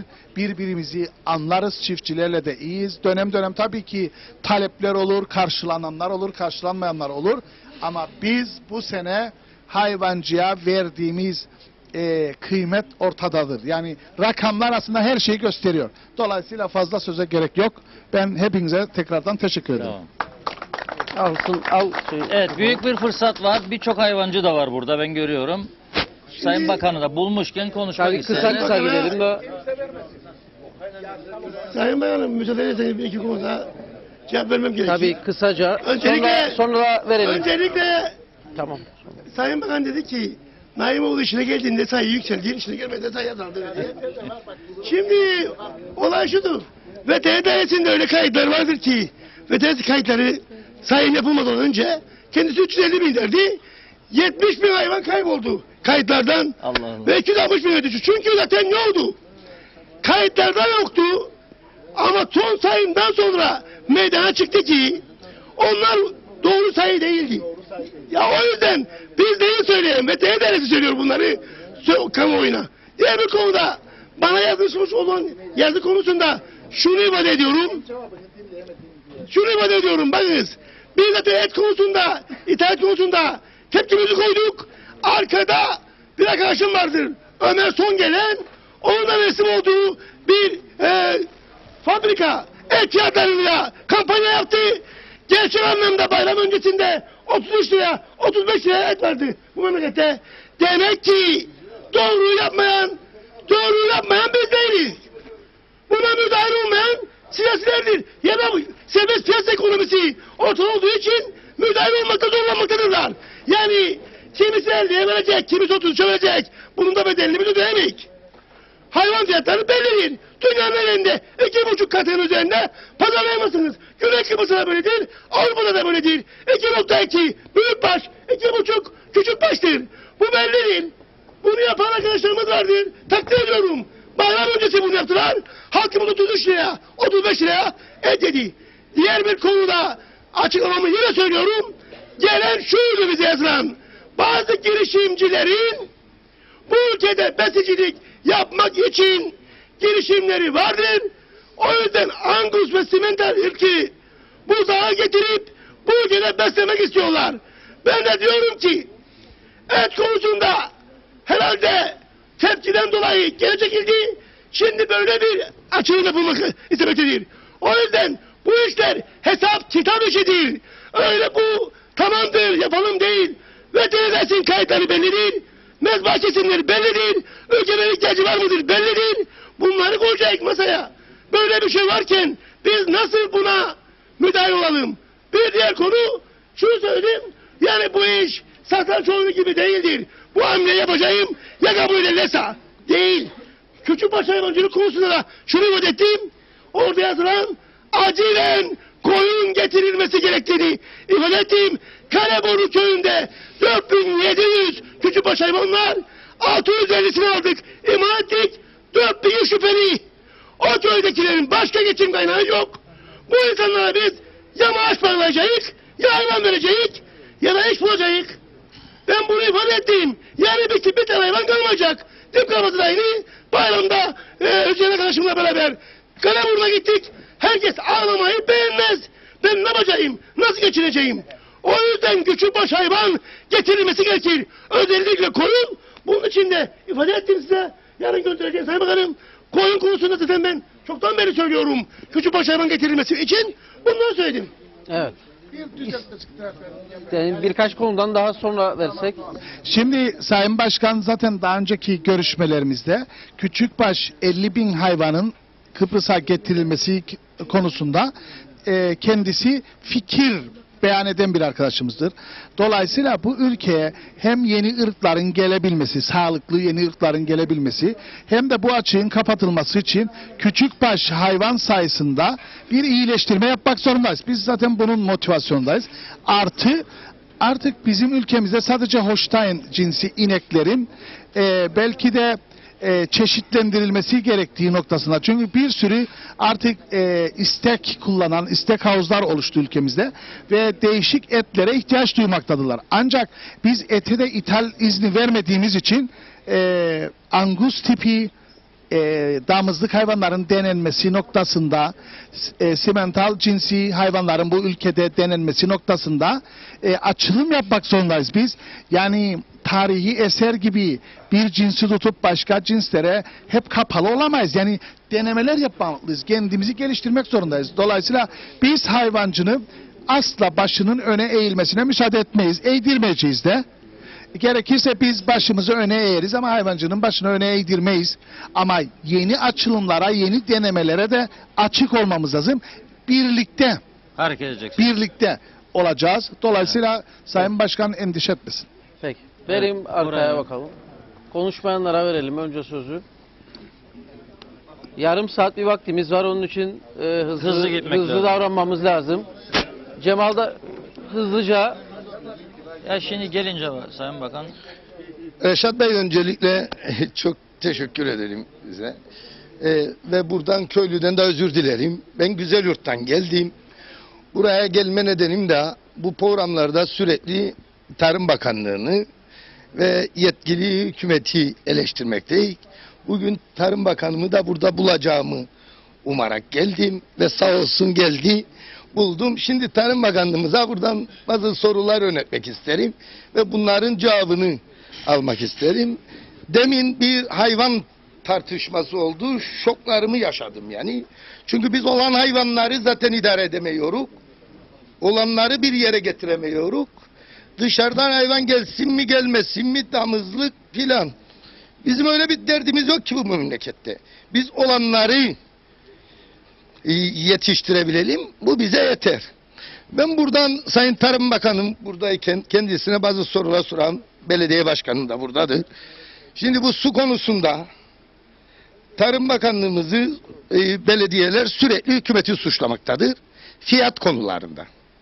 Fakat ben Tarım Bakanımı televizyonlardan takip ettim. Ve burada su deposuna kadar DSE'ye ait olduğu ve su deposundan sonraki durum da belediyelere ait olduğunu kendi ağzından televizyonlarda dinledim. Fakat belediyeler sürekli Tarım Bakanlığı'nı suçlamakta ve bu fiyatların yani hükümet kanadı tarafından bu durumlara getirildiği konusunda birçok programda belediye başkanlarımız bunu böyle öğretmiştir. Buradan Sayın Bakanımızdan bir açıklama beklerim. Tarım Bakanımız bir de bu bizimle işbirliği içinde bu hayvancı 600 ton süt döktü. Ve tarihte bugüne kadar 40 yıl var alınmayan bir teminat alınmıştır imalatçılardan. Buradan kendisini de tebrik ederim. Ama bunun yanında bunun acısını ödeyen hayvancıdır. Bu da yani benim söylenmesi gerekir. Yalnız ben çok merak ediyorum. Buradan Tarım Bakanlığımıza bu soruyu da yöneltiyorum. Bizim sürekli hayvancının bir listelik süt parası içeride kalmaktaydı. 10 milyon civarında, 9-10 milyon civarında bir para kalmaktaydı. Şu anda hayvancının süt kurumunda 42-43 milyon süt parası bulunmaktadır. Alacağı. Şimdi 10 milyondan 42 milyona getir. Bak, bakanın suçu değil bu. Bunu da söylüyorum. Ama bu rakamı ondan 42'ye çıkaranlar hakkında bir soruşturma başlatma niyeti var mı? Çünkü bu para yükselirken bu süt birilerine peşkeş çekildi. Çünkü başka türlü yükselmez. Birileri taksit hayvancının parasını hayvancıya sormadan oturup karar verip yükseltmiştir. Ben bunu da çok merak ediyorum. Tarım Bakanımız bu konuda da ne yapacaktır? Bir sorum daha var. Tarım Bakanlığı Tarım Bakanı ben söyleyeyim. Bir daha şeyi söylemek isterim burada. Şimdi hayvancı onu kazandı, bunu kazandı. Ben bakıyorum burada. Uzatmayacağım abi. Hemen kesiyorum. Bir de burada bir yağ oranı alemi çıkarttık. Ve bu yağ oranını akşamdan sabaha yönetim kurulu, süt kurumunun oturup yükseltti. Ve hayvancı bundan çok büyük mağduriyet duymaktadır. Ve Tarım Bakanımızla bunu görüştük. 10 ay evvel görüştük. 10 ay var. Halen daha bunu bir yere getiremedik. Ve bu hayvancı yani ezilmektedir. Buradan arkadaşlar rahatsız oldu. Bu kadar söyleyeyim. Sayın Bakanım en son verelim size sözü. Çünkü daha gelecek. Çok kısa sondan başlayalım. Şimdi Cemal arkadaşım dediği gibi Güzelyurt'tan geldi ve yağ oranından bahsetti sütte. Biz tabii geldiğimizde sütler yine dökülme tehlikesi geçiriyordu. Hatta ben göreve geldiğim gün Sayın Cemal Darbas süt dökerek karşıladı beni süt kurumunda o gün. Özel bir ilgi gösteriyor. Özel bir ilgi gösteriyor bana. Ve ilk süt çalıştayını yaptık ve süt çalıştayında fark ettik ki dünyadan kopuk bir şekilde biz sütü rengine göre ödüyoruz ama içeriğinin hiçbir önemi yok. Dolayısıyla biz sütte yağ oranına göre, bakteri oranına göre, somatik hücre oranına göre dünyada ana kriterler bunlardır. O usule geçeceğiz dedik. Şu anda dünyadaki yağ oranının altında bir geçiş dönemi yaşıyoruz ve onun altında bir değerlendirmeyle ödeme yapıyoruz ama aldığımız yerden hep birlikte çok iyi bir noktaya geldik. Sütün hijyeni konusunda, kalitesi konusunda çok iyi bir noktaya geldik. Dolayısıyla fiyatı konusunda da iyi bir noktaya geldik. Su konusunda Sayın Belediye Başkanı da buradadır. Bizim belediyelere, kendi depolarına suyu 2.30 TL'ye teslim ediyoruz. Türkiye'den gelen suyu. Onun üstündeki fiyat tamamen belediyelerin özelliği içerisinde belediye meclis üyeleriyle belediye başkanının kendi değerlendirmesidir. Benim bu konudaki şahsi düşüncem yüzlerce kez televizyonlarda su fiyatının ne olması gerektiğiyle ilgili konuları ben zaten paylaştım. Ama belediyeler özerktir ve bu özerkliği içerisinde fiyatlarını belirlediler. Biz saygılıyız. Onlar da yeniden değerlendirme yapıyor birçok belediye. 8-10 tanesinin fiyatlarını indirdi. Yakında diğerleri de yavaş yavaş seçim yaklaşınca veya da ihtiyaçları azaldık sonra değerlendirip bir toparlama yapacaklar. Diğer bir konu daha hayvan sayısında söyledim bana. İhtiyacımız yok diyor. İhtiyacımız yok. Hayvancının belki ihtiyacı yok ama bu halkın tükettiği et miktarından dolayı halkın ihtiyacı var. Dolayısıyla olaya o açıdan bakmaktasın. Peki. Tamam. Evet. Sayın Bakan'a teşekkür ederek başka konuları konuşmak isteyenler vardı. Süt kurumundaki bir son sorusu kaldı. Süt kurumundaki borç 10 milyondan 42 milyona çıktı diyor Sayın Cemal. Öyle değil. Yani o para 10 milyon değildi. 17 kusurdu. Şu anda 40 civarlarındadır ama bu olay da artık tarihe gömülmüştür. Sebeplerini de sen biliyorsun zaten. Evet, başkan kısa bir katkı koysun, sonra vereceğim size. Hemen iki cümlecik. Tabii bu su konusunda bilgilendirme yapmak isterim. Sayın Bakanımın da tabii ki dediği gibi suyun bize mal oluş depomuza akış fiyatı 2.30'dur. Tabii ki ilk ilk dönemlerde bu su konusuyla, fiyatıyla ilgili bayağı sıkıntılar yaşadık. Fakat İskele Belediyesi kendi hesabını, kitabını çok iyi bilen, çok iyi yapan bir belediyedir. Ve biz hatta suyun ilgili belediyelerde işte İlk başlarda 4,5 liraya 5 liraya satıldığı dönemlerde biz suyu 6 TL'den sattık ve tabii ki değerli vatandaşlarımızın anlayışına sığınarak. Bu 6 lira neden 6 liraydı tabii ki? Çünkü bu belediyenin yapacağı yatırımlar vardı. İşte gerek borular olsun, gerek şunlar olsun, gerek iş gücü olsun. Bakın tekrar söylerim. İskele Belediyesi hesabını, kitabını en iyi yapan belediyelerden biridir. Ki günün sonunda bu geçiş dönemi geçti mi? Evet geçti. 6 liralardan şimdilerde şu an için hayvancımıza 3,5 TL sabit olarak tonu, diğerleri de kademeli olarak oldu. Ama günün sonunda siz de takdir edersiniz ki belediyelerimizin deposuna akan su ay sonu geldiği zaman bizim devlet katkımızdan kesiliyor. Evet. Ve bu suyun akıbetinde biz zamanında tabii ki hesabımızı, kitabımızı en iyi şekilde yapmamış olsaydık ki maalesef ve bu suyu en iyi şekilde yönetmemiş olsaydık diğer 28 belediyeden 22-23 belediyenin bu hesapsızlık sonunu getirdi. Ve bu yaptığımız hesaplar sayesinde çok şükür olsun ki devlet kurumları da dahil olmak üzere İskele Belediye'mizin kimseye 1 TL 1 kuruş dahi Siz kaça borcu... veriyorsunuz şu anda? Efendim? Kaça veriyorsunuz? Kademeli şekilde veriyoruz Reşat Bey. 4 TL 15 tona kadar artarak 6 TL'ye kadar devam ediyor ve muhtemelen Aralık hemen sonrası tek fiyat şeklinde belediye meclisimizle birlikte sabitleyeceğimizi düşünüyoruz. Evet. Hayvancıya 3,5 TL'ye veriyoruz. Teşekkür ederim. Tamam. Tabii. Borçla ilgili bir şey söyledi arkadaşlar. Ben onun bilgisini aldım. Yanlış bir şey söylemeyeyim diye. Şu anda Sayın Müsteşar'dan aldığım bilgiye binaen az önce arkadaşların söylediği işte 17 milyondan 42 milyona çıktığı SÜTEK'in borcu dedikleri rakam 27 milyon olarak bizim hesaplarımızda gözüküyor. Dolayısıyla bunu da düzeltme ihtiyacı hissettim. Peki. 26 milyona düştü Cemal Bey alacağınız. O 42 değil. Tamam al yok kalsın bizde mikrofon. Siz arka taraftan devam edelim. Buyurun. Evet. Buyurun. Öncelikle bütün arkadaşlara hoş geldiniz derim. Beklentim aslında bölge halkının ihtiyaçlarını duyurmasıydı. Daha çok bakanlık, başkanlık toplantısı gibi oldu. Yani İsteyen konuşabilir ama. Tabii ki konuşabilir. Yani bütün halkın rahatsızlıkları olması lazım ve bunu duyurması lazım. Yani burada televizyonda seyreder arkadaşlar, herkes evden bekler ama keşke buradaki arkadaşlar da herkes isteklerini söylese. Doğru. Şu an benim iki konuda isteğim olacak. Birincisi az önce belediye başkanımızın söylediği gibi Yeniköy ve Eskiköy diye ikiye bölündü köy. Yani bu gelişim içerisinde aşağı bölge işte kaldırımları, altyapısı, görüntüsü güzelleşirken üst bölge daha terk edilmiş gibi durdu. Örneğin bir spor çalışma yeri yapıldı. Şehitliğe oraya gidebilmek için ya arabanız olması lazım ya otostop çekip gitmeniz lazım. Diğer çocuk parkımız da köyün diğer girişindedir. Yani belediye başkanından biliyorum çünkü şu an planları vardır, programları vardır. Köyün gelişimiyle ilgili özellikle köyün birleştirilmesi adına projelerini yaparken Üstköy, Eskiköy, Yeniköy diye bölünmesinden çok bir köy yaratılmasını, çalışmasını beklerim. Diğeri hayvancı da uğraşan arkadaşlar da var burada. Onların da ilgisini çekecek. Köyümüzde doğrudur. Büyükbaş, küçükbaş hayvancılık yapılır. Fakat köyün içinde yapılır. Bu hayvancılık dışında değildir.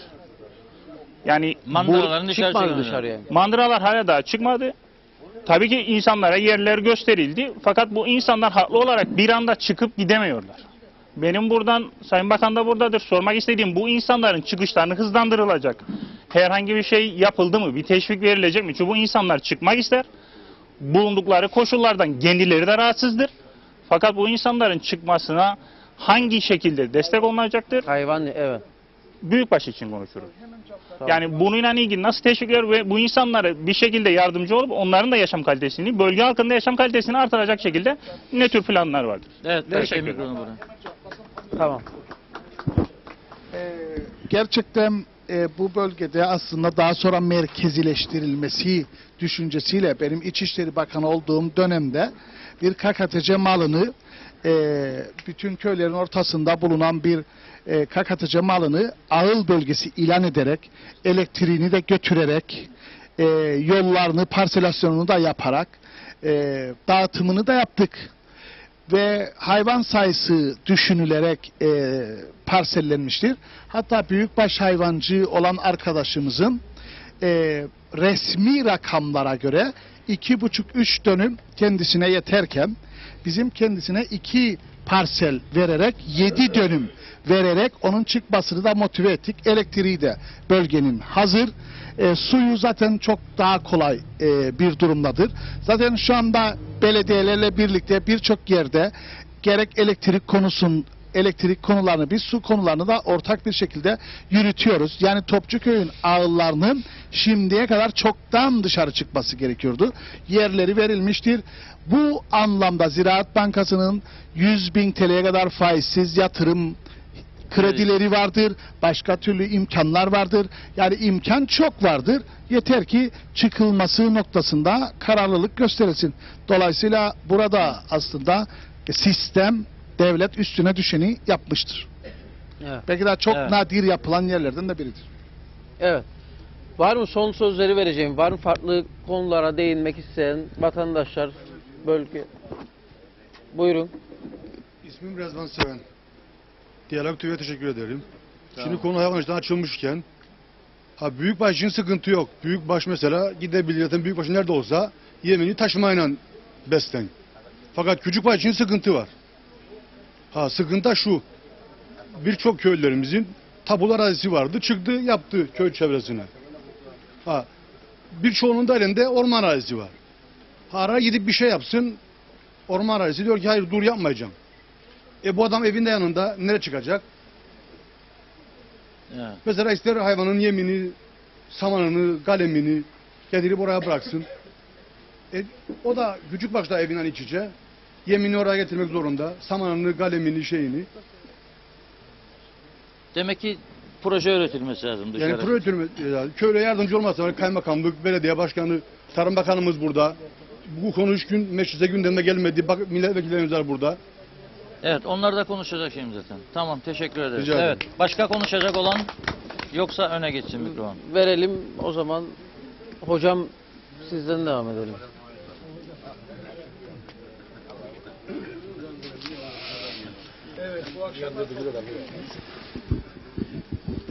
Bu köye ben diğer köylere orana daha sık gelirdim.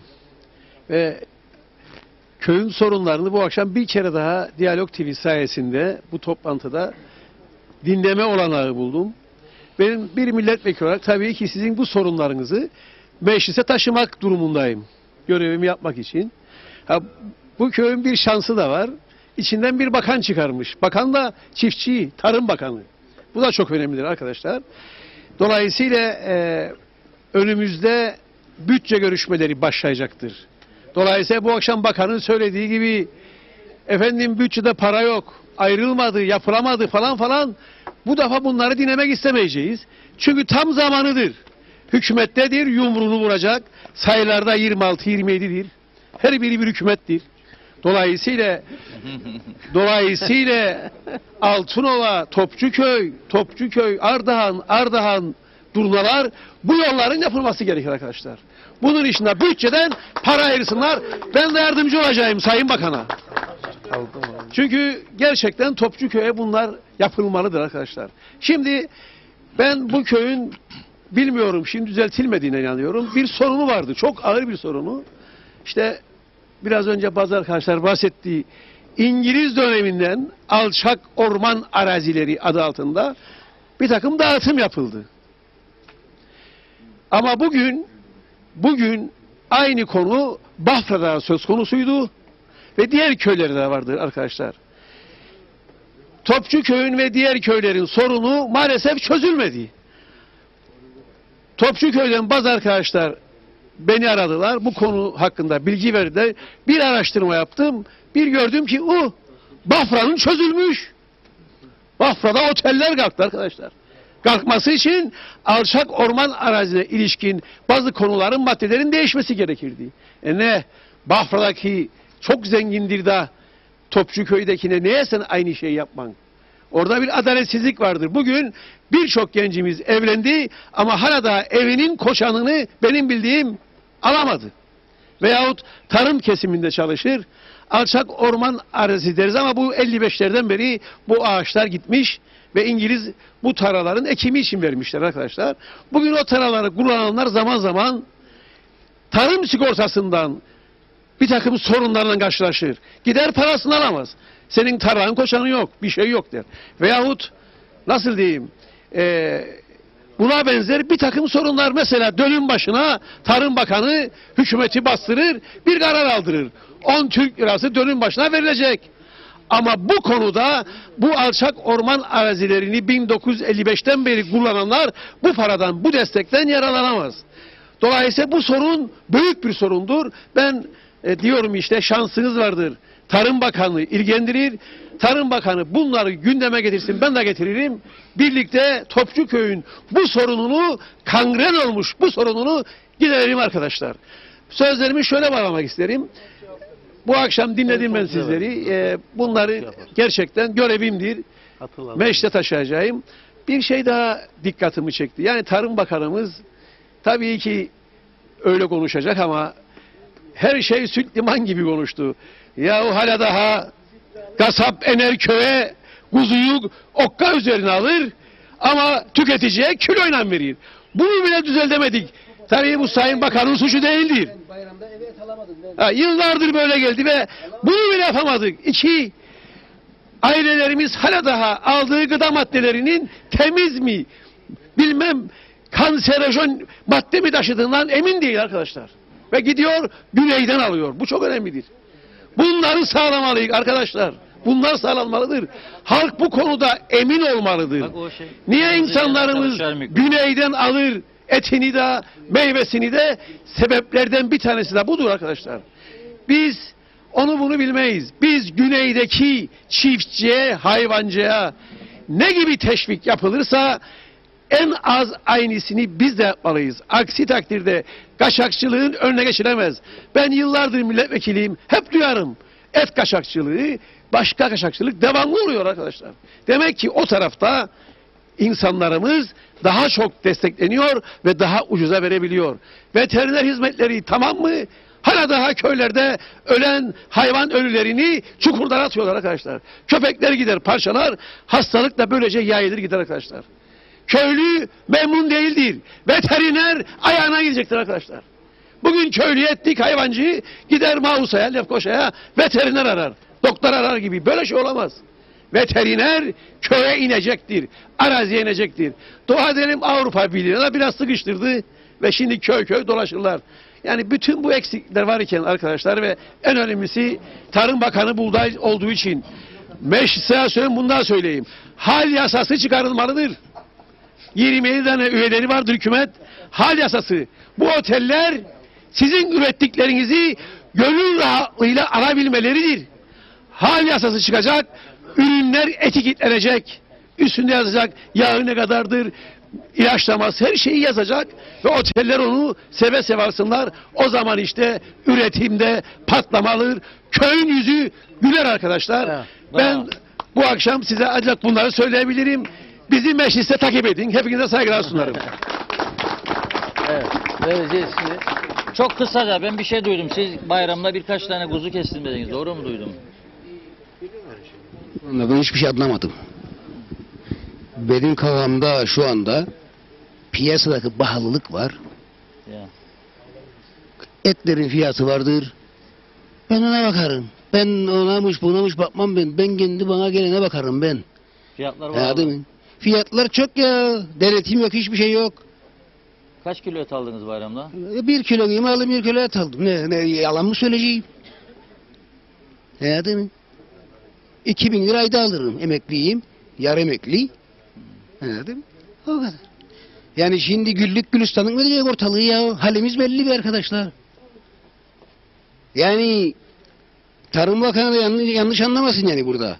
Memlekette denetim yok ya. Memleket koktu gitti. Ama ulusalmış diye değil. Yani yanlış anlamayınız.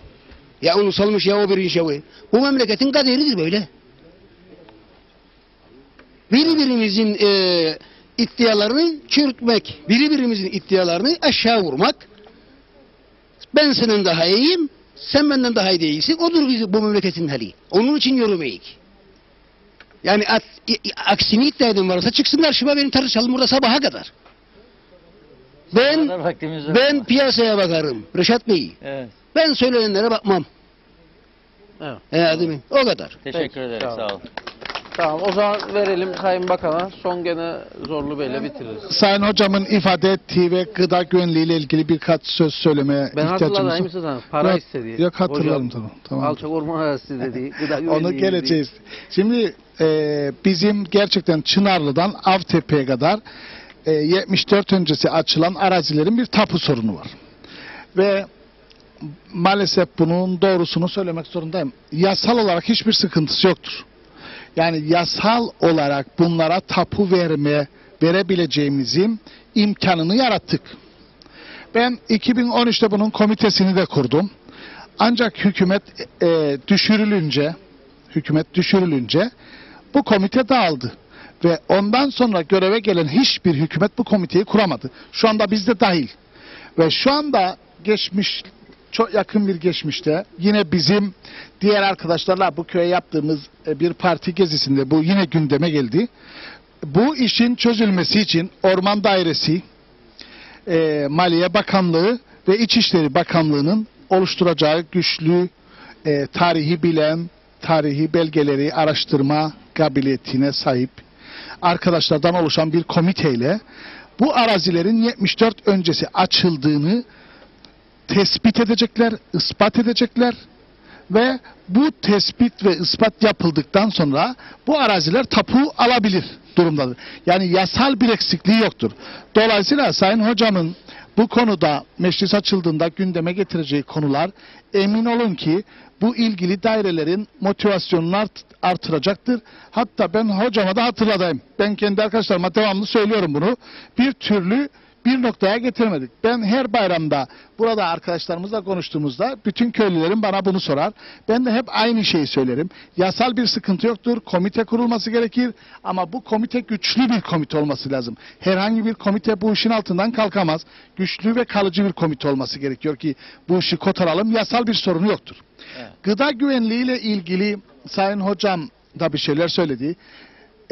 Gıda güvenliği konusunda bakınız, yol alıyoruz. Nasıl alıyoruz? Biz her şeyi dört dörtlük aldık da şimdi bozduk diye bir şey yok. Aldığımız yerden daha ileriye taşıma noktasında şeffaflaştık. Bakınız, bunun bazı olumlu taraflarını da yaşıyoruz, sıkıntılı taraflarını da yaşıyoruz. Şu anda ne Rum tarafında, ne Avrupa'da, hiç ve ne de Kıbrıs'ın tarihinde hiç bu kadar analiz için numune alınmamıştır. Ve tarla eğitimleri, gece eğitimleri hiç bu noktaya çıkarılmamıştır. Ama biz bir ilk daha bir şey yaptık. Dedik ki durumumuz neyse, halimiz neyse onu da halkımızla paylaşalım. Hatta başlangıçta toplam sayı verirken döndük bunu kişiselleştirdik de. Buradaki asıl maksadımız, muradımız üreticileri kontrol altına almak. Onları deşifre ederek kontrol altına caydırıcı olsun diye yaptık bunu. Bu şimdi bazen açıklarken biz de bazen güçlük çekiyoruz. İşte 5 tane kirli çıktı. Ben hatta bir gün dedim ki kirli çıkması halkın zehirlendiği anlamına gelmez. Çünkü biz numune aldık ki o kirliliği tespit ettik. Ve kirliliğini tespit ettiğimiz bir ürünün hasatı durdurulur. Hasatı veyahut da ikinci kez de aynı şekilde çıkarsa imha edilir. Tarlaya sürdüğümüz ürünler var bizim. Ve şu anda sevindirici bir şey söyleyeyim size. Üreticilerimiz doktorların kullandığı şırıngayla cc hesabı ilaç yapmaya başladılar depoya. Çünkü en küçük bir farklılıkta hiç ticari işletmelerin tümünü sağlam kontrol altında tutuyoruz ve hemen analiz yapıldığında fazla çıkıyor ve ismi deşifre olur diye başladılar. Yani 10 cc yerine eskiden 2 kapak koyardılar. Daha etkili olsun diye. Domateslerden çok şikayet var. Nedir bu sorun? Domateslerde yenmez durumdadır diyor. Domateslerde bu sene 2 sorunumuz var. Bir sıcak sorunumuz var. Bir de tuta diye bir hastalık var ve bizim çok ciddi analiz yapmamızdan dolayı da sürekli analiz yapmamızdan dolayı da ilaçlama noktasında üreticiler büyük bir sıkıntı yaşıyor ve bu domateslerin erimesinin sebebi bizim kontrollerimizdir. Eğer böyle bir kontrol yapmamış olsak ağır dozajda bir ilaç yapılırdı ve bu tuta önlenirdi ve bu domatesler de erimezdi. Ama bütün ticari bahçeleri rutin olarak haftada 1 kez 2 kez kontrol altında tutuyoruz ve adamlar çok büyük zarar görür eğer kirli olursa. Çok düşük dozajda atımlar yapıyorlar. 1 günlük ilaçlar atıyorlar. Bu sefer de bu tuta denilen hastalığı akşamdan sabaha bir bahçeyi yok edebilen bir hastalıktır. Böyle kalitesiz bir süreç yaşıyoruz. Bugün biz 180 ton daha Türkiye'de domates izni verdik. Çünkü o da 50 kuruşa alırlar 5'e satarlar diye bir iddia. Onun için bu kadar. Yani bu onlar da kendilerine göre bir maliyet koyarlar. Fırsatçılar da var arasında. Ama biz domatesi devlet eliyle getiremeyiz ki. Rekabet fiyatı düşürür ve hatta bolluk fiyatı düşürür. Bu konuda üretici dengesiyle tüketici dengesini korumaya çalışıyoruz. Bayramdan maalesef üzüldüğümüz bir dengesizliğe de ulaştı bazı noktalarda. Bunu açıkça bugün toptancılara çok ciddi bir şekilde ifade ettik. Üreticilere de ciddi şekilde ifade ettik. Ve bugün 180 ton Cuma'ya kadar getirilmek kaydıyla domates izni verdik. Bu fiyatları biraz toparlayabilmek adına. Bunu da bilginize getirmek istiyorum. Buyurun Zorlu Bey. Bugün biraz daha rahatsınız. Şu hükümet eleştirileri genelde sizin üstünüze kalırdı. Gelecek hafta yine var. Çünkü 50. program. Geçen hafta Aslanköy'de Aslanlar gibi bir program vardır. Allah sizden muhtarımız. Uzun tabii ki uzun yapacağız. Hatta 8'e alalım. Muhtar ne dersin? Tamam. Önümüzdeki hafta şimdiden anons edelim. Aslanköy'deyiz ve saat 8'de başlayacak program. Bütün vatandaşlar da ekran başına. Bu akşam da buradan da takip ediyorum. 49 programın içerisinde en fazla sosyal medyadan izlediğimiz gecedir şu anda. Yani normal televizyonların dışında Facebook üzerinden 3800 civarında bir izlenme vardır. Onu da söylemiş olayım. Evet. Evet, bu da Topçuköy'ün özelliği oldu. Evet, bu akşam Topçuköy'deyiz. Tabii komşu köylerin muhtarları da geldi. Aygün ve Ardahan'ın muhtarları da burada. Peki komşu köylerden de gelenler oldu. Altınova'dan gelenler oldu. Tabii ki çok mutlu olduk. Tabii ki bardağın dolu tarafına da her zaman bakmak lazım. Boş tarafına da bakmak lazımdır. Ülkede güzel şeyler de yapılıyor, güzel şeyler de yapılmıştır. Ama ülkede bazı sorunlar da vardır. Yani örneğin köyler arasındaki bağlantı yollarının yapılmaması bir eksikliktir. Veya bazı arazi yollarının yapılmaması ciddi eksikliklerdir. Veya bazı yerleşim birimlerinde ağılların dışarıya çıkarılamaması bunlar eksikliklerimizdir. Veya bazı ağıllara daha elektrik verilmemesi veya kırsal kesim arsalarına koçan verilememesi. Yani arsalar verildi, ev yapıldı ama koçan verilemedi. Bunlar bizim devletimizin sorunlarıdır. Ve bunlar yasalar çerçevesinde mutlaka ele alınmalı ve düzeltilmelidir. Sayın Bakanımız tabii İçişleri Bakanlığı da yaptığı için diyor ki bu yapılan evlere koçan vermekte bir sorun yoktur ama ama netice olarak sorun orta yerde duruyor ve birçok yerleşim birimlerinde de bu sorunlarla 48-49 haftadır Diyalog TV ile dolaşıyoruz. Örneğin İnönü köyünde de hali araziler üzerine ev yapıldı ve orada da koçan sorunu var. Aynen. Başka yerlerde de var. Bazı yerlerde daha vardır. Evet. Güvercinlik'te de aynı sorunla karşılaştık. Altınova'da var. Demek ki bu bir ciddi sorundur. Yani birçok köyde bu sorun varsa ciddi bir sorundur ve bu sorunu fazla uzatmadan çözmek lazımdır. Çünkü anayasa değişikliği gerekirse bu izah edilip yapılması gerekir. Çünkü devlet insanı yaşatmak mecburiyetindedir. İnsanlarımız yaşayacak, tapusunu alacak. Çünkü tapu bir nevi insanın namusudur. Yani gücüdür. Dolayısıyla işte malını satabilir, ipotek verebilir veya tapu olunca kendini güçlü hissedebilir. Ama hali arazinin üzerinde yapmışsa veya alçak orman arazisi üzerinde yapmışsa ve koçan sorunu da 10 senedir, 20 senedir, 5 senedir devam edip gidiyorsa bunlar ciddi sorunlardır. Bunları meclisimiz, hükümetimiz mutlaka ele alıp çözmesi gereken hususlardır. Ama ben İskele'den Ardahan'a gelirken çok güzel bir yol gördüm. Çok güzel kaldırımlar gördüm. Dolayısıyla bunlar mutlaka belediyenin hizmetleri arasında olan şeylerdir. Su problemleri farklı bölgelerde, farklı şekillerde hala daha devam edip gidiyor ama dediğim gibi biz 74 Mutlu Barış Harekatı öncesiyle şimdiki durum arasında kıyaslama yaptığımız zaman hayal edemeyeceğimiz güzellikleri de yaşıyoruz bu ülkede. Yani 74 Mutlu Barış Harekatı'ndan sonra devletimiz oldu. İki kesimlilik meydana geldi. Devlet kurduk. Devlet büyük bir güvencedir. Büyük bir şemsiyedir. Anavatan Türkiye her derdimize melhem olmaya çalışmaktadır. İmdadımıza yetişmektedir. Bütün ambargolara rağmen, bütün Rumların kısıtlamalarına rağmen Kuzey Kıbrıs Türk Cumhuriyeti'nde de gelişmeler, iyi gelişmeler de vardır. Dolayısıyla biz kendi devletimize de sahip çıkacağız. Elbette Aygün'le Topçuköy arasındaki yolun yapılması lazım. İşte Aygün'e su verilmemişse bunların çözümlenmesi lazım. Sayın Bakan Altınova'ya bu su verilmemişse verilmesi lazımdır. Dolayısıyla eksiklikler giderilmesi lazım. Geçen hafta mesela farklı bir yerdeydik. Hisarköy hala daha su almamış. Çamlıbel işte şikayet ediyordu, hala su almamış. Kozanköy şikayet ediyordu, hala daha su almamış ama su fiyatları çok yüksek. Sayın Bakan da izah ettiği belediyeler bu suları kendileri fiyatlandırıyor. Ama netice olarak ülkede ciddi bir pahalılık vardır. Dolayısıyla girdi fiyatlarını bu ülkede düşürmek lazımdır. Belki teşvikleri daha da artırmak lazımdır. Yani hem girdi fiyatlarını düşürmek lazım hem teşviği artırmak lazım. Çünkü tüketiciyi de düşünmek lazımdır. Sadece üretici üretiyor ama işte şikayet ediliyor. Üreticiler de şikayet ediyor.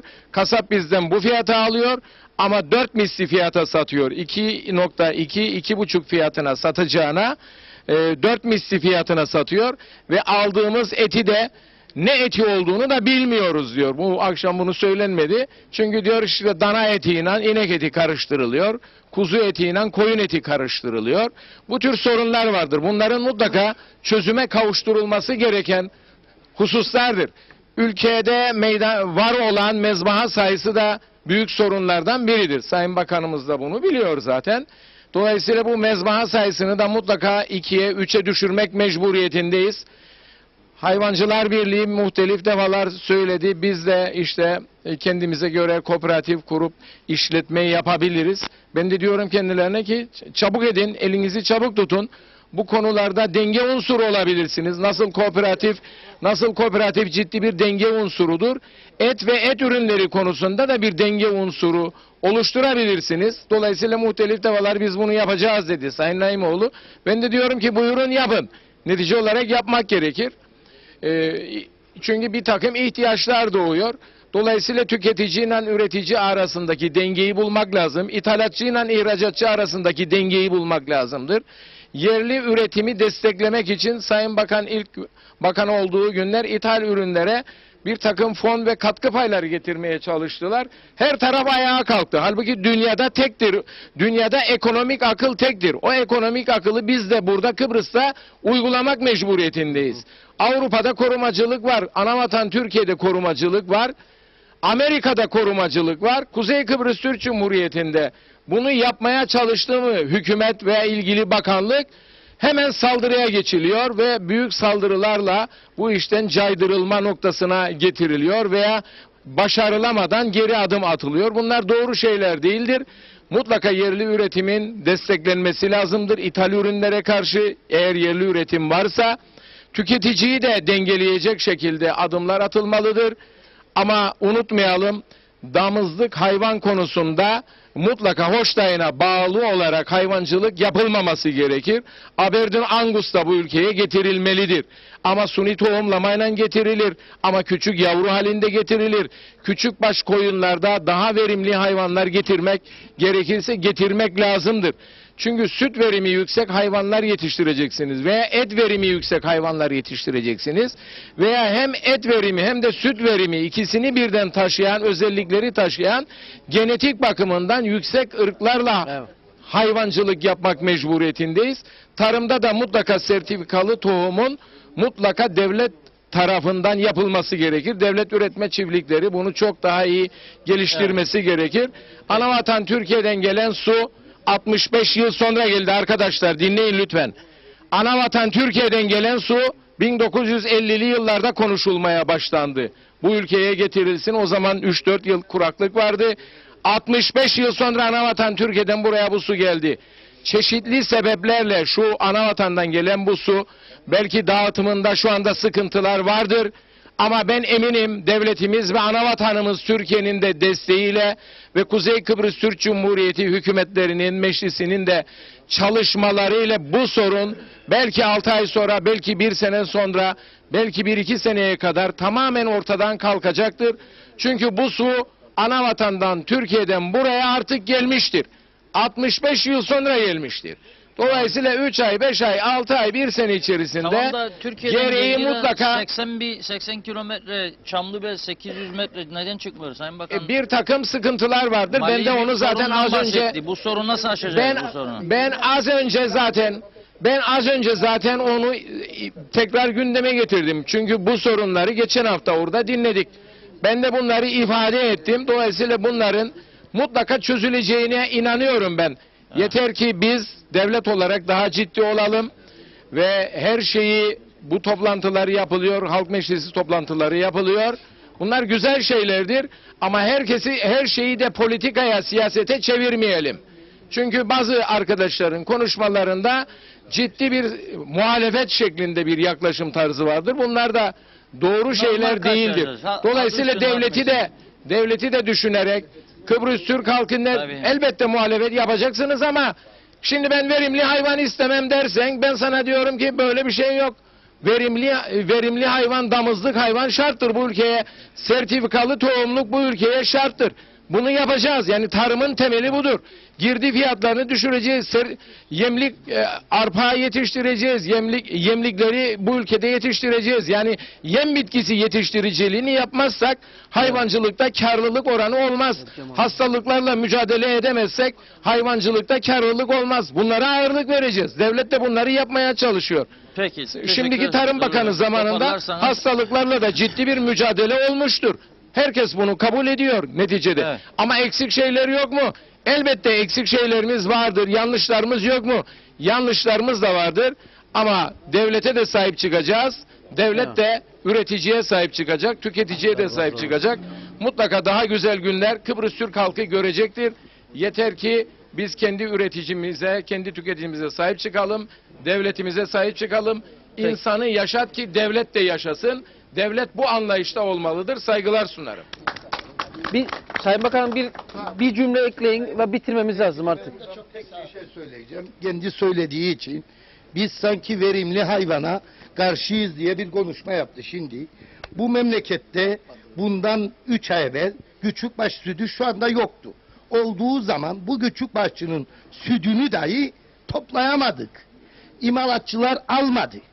Büyükbaş sütü bir 500 tona çıktığı anda sütlerimizi lağım kuyularına dökerik. Derelere dökerik. Yani bu memlekette verimli hayvan problemi yoktu. Evet. Peki, Bunu peki. söylemek istedim. Verimli Teşekkür hayvan ederim. yeteri kadar vardır memlekette. Bizim bir tek idareyle olan sıkıntımız vardır. Çünkü 40 yıl bu memlekette 5 tane imalatçıdan 6. imalatçıya izin verilmedi. Bunları konuşacaksınız. Yok, bu memlekete verimli hayvan getirelim. Olanların sütünü toplamadınız. Bütün sezon boyu. Bunları söyleyin. Yani burada hayvancılar hep bunu bilir. Siz söyleyin 40 yıl bu memlekette 5 tane imalatçıya altı etmediniz. Şu anda verilir. Şu anda da bu sektör battığı için kimse girmez. Evet. Peki. Evet Sayın Bakan Sayın Kabaylim. Sayın Darba çok kısa. Sevgili Bakanımız Zorlu Töre'ye çok teşekkür ederiz. Bu bizim gibi iyi niyetten düşündüğü için bu Altınova, Çınarlı, Altınova, Topçuköy ve Ardahan Turnalar Köyü'nü o da bizim gibi dile getirdi. Ondan dolayı ona çok teşekkür ederiz bizimle katıldığı için. Bir de ben dedim ki yanlış anlaşılmasın. Ben dedim ki Türkiye suyu Altınova'ya bağlanmadı. Bağlanmadı doğru ama belediyemiz var. Belediyemiz bize günde 8 tankerle bizi suya eksiğimiz yok şu an bizim suda. Ama Gelmişken bu su neden gelmez? 9 kilometrelik alanı her gün 8 tankerle gidip gelme ne kadar yani taşıma suyla. Çok teşekkür ederim. Evet, Sayın Bakan bitirelim. Ben Sayın Darbaz'a bir şeyler söylemek isterim. Ülkemizde sütün pazarı olduğu sürece 500 ton da satılır, 1500 ton da satılır. Biz geçen yıl geldiğimizde mecbur kaldık, süt aldık ve halka dağıttık. Ama 1 kilo sütlerini yere dökmedik. Dolayısıyla şu anda imalathane kurmak isteyenlere biz imalathane izni veriyoruz ve şu anda imalatçılar kötü durumdadır söylemine karşıyım. Çok karlı bir sektör haline geldi. Çok karlı bir sistem haline geldi. Çok karlı bir sistem haline geldi ve imalathane kurma noktasında 2-3 tane daha bizimle görüşen insan vardır. Biz de onlara destek veriyoruz ve sütü alım garantisi içinde teminat istiyoruz. Kim isterse de vereceğiz. Eğer pazar ağımız dünyaya geliştikçe bu hastalıkların taranmasından sonra başka Avrupa ülkelere de satış yapabileceğimizi düşünüyoruz ve konuşuyoruz. Kuzey Kıbrıs Türk Cumhuriyeti'nin geleceği açıktır. Hayvancılığın da açıktır. İmalatçıların da açıktır. Sadece bu Brusella taramasını başta olmak üzere tamamlamamız gerekiyor. Sayın Zorlu Töre'nin söylediği sertifikalı tohumu çok şükür ki en yaygın şekilde de biz getirdik ve geçen sene getirdiğimiz sertifikalı tohumlar hiçbir tartışmaya zemin oluşturmadı ve çok ciddi ürün alan üreticilerimiz oldu. Dolayısıyla bu anlamda bizim desteklerimiz sürmeye devam edecektir. Evet, peki çok teşekkürler. Bitirmemiz lazım. Bu nasıl?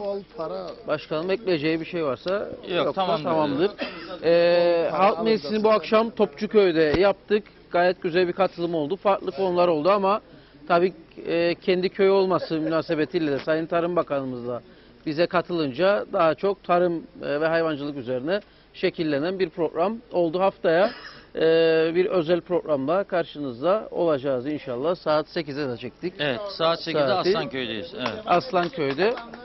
Her Zaten salı her hafta gidecek. devam ediyor ama tabii İnşallah. ki turu döndürdükçe. Şimdi ben bilmiyordum. Bir programda Sayın Angolemli hocamız 400 küsur şey var dedi. O günden beri ateşim hiç düşmedi. Demek ki bizim program hiç bitmez diye düşündüm. 400 köy bir gezmeye çalışacağız ama onu söyleyeyim. Ve böylelikle bitiriyoruz. Haftaya tekrar görüşmek üzere. Herkese iyi akşamlar.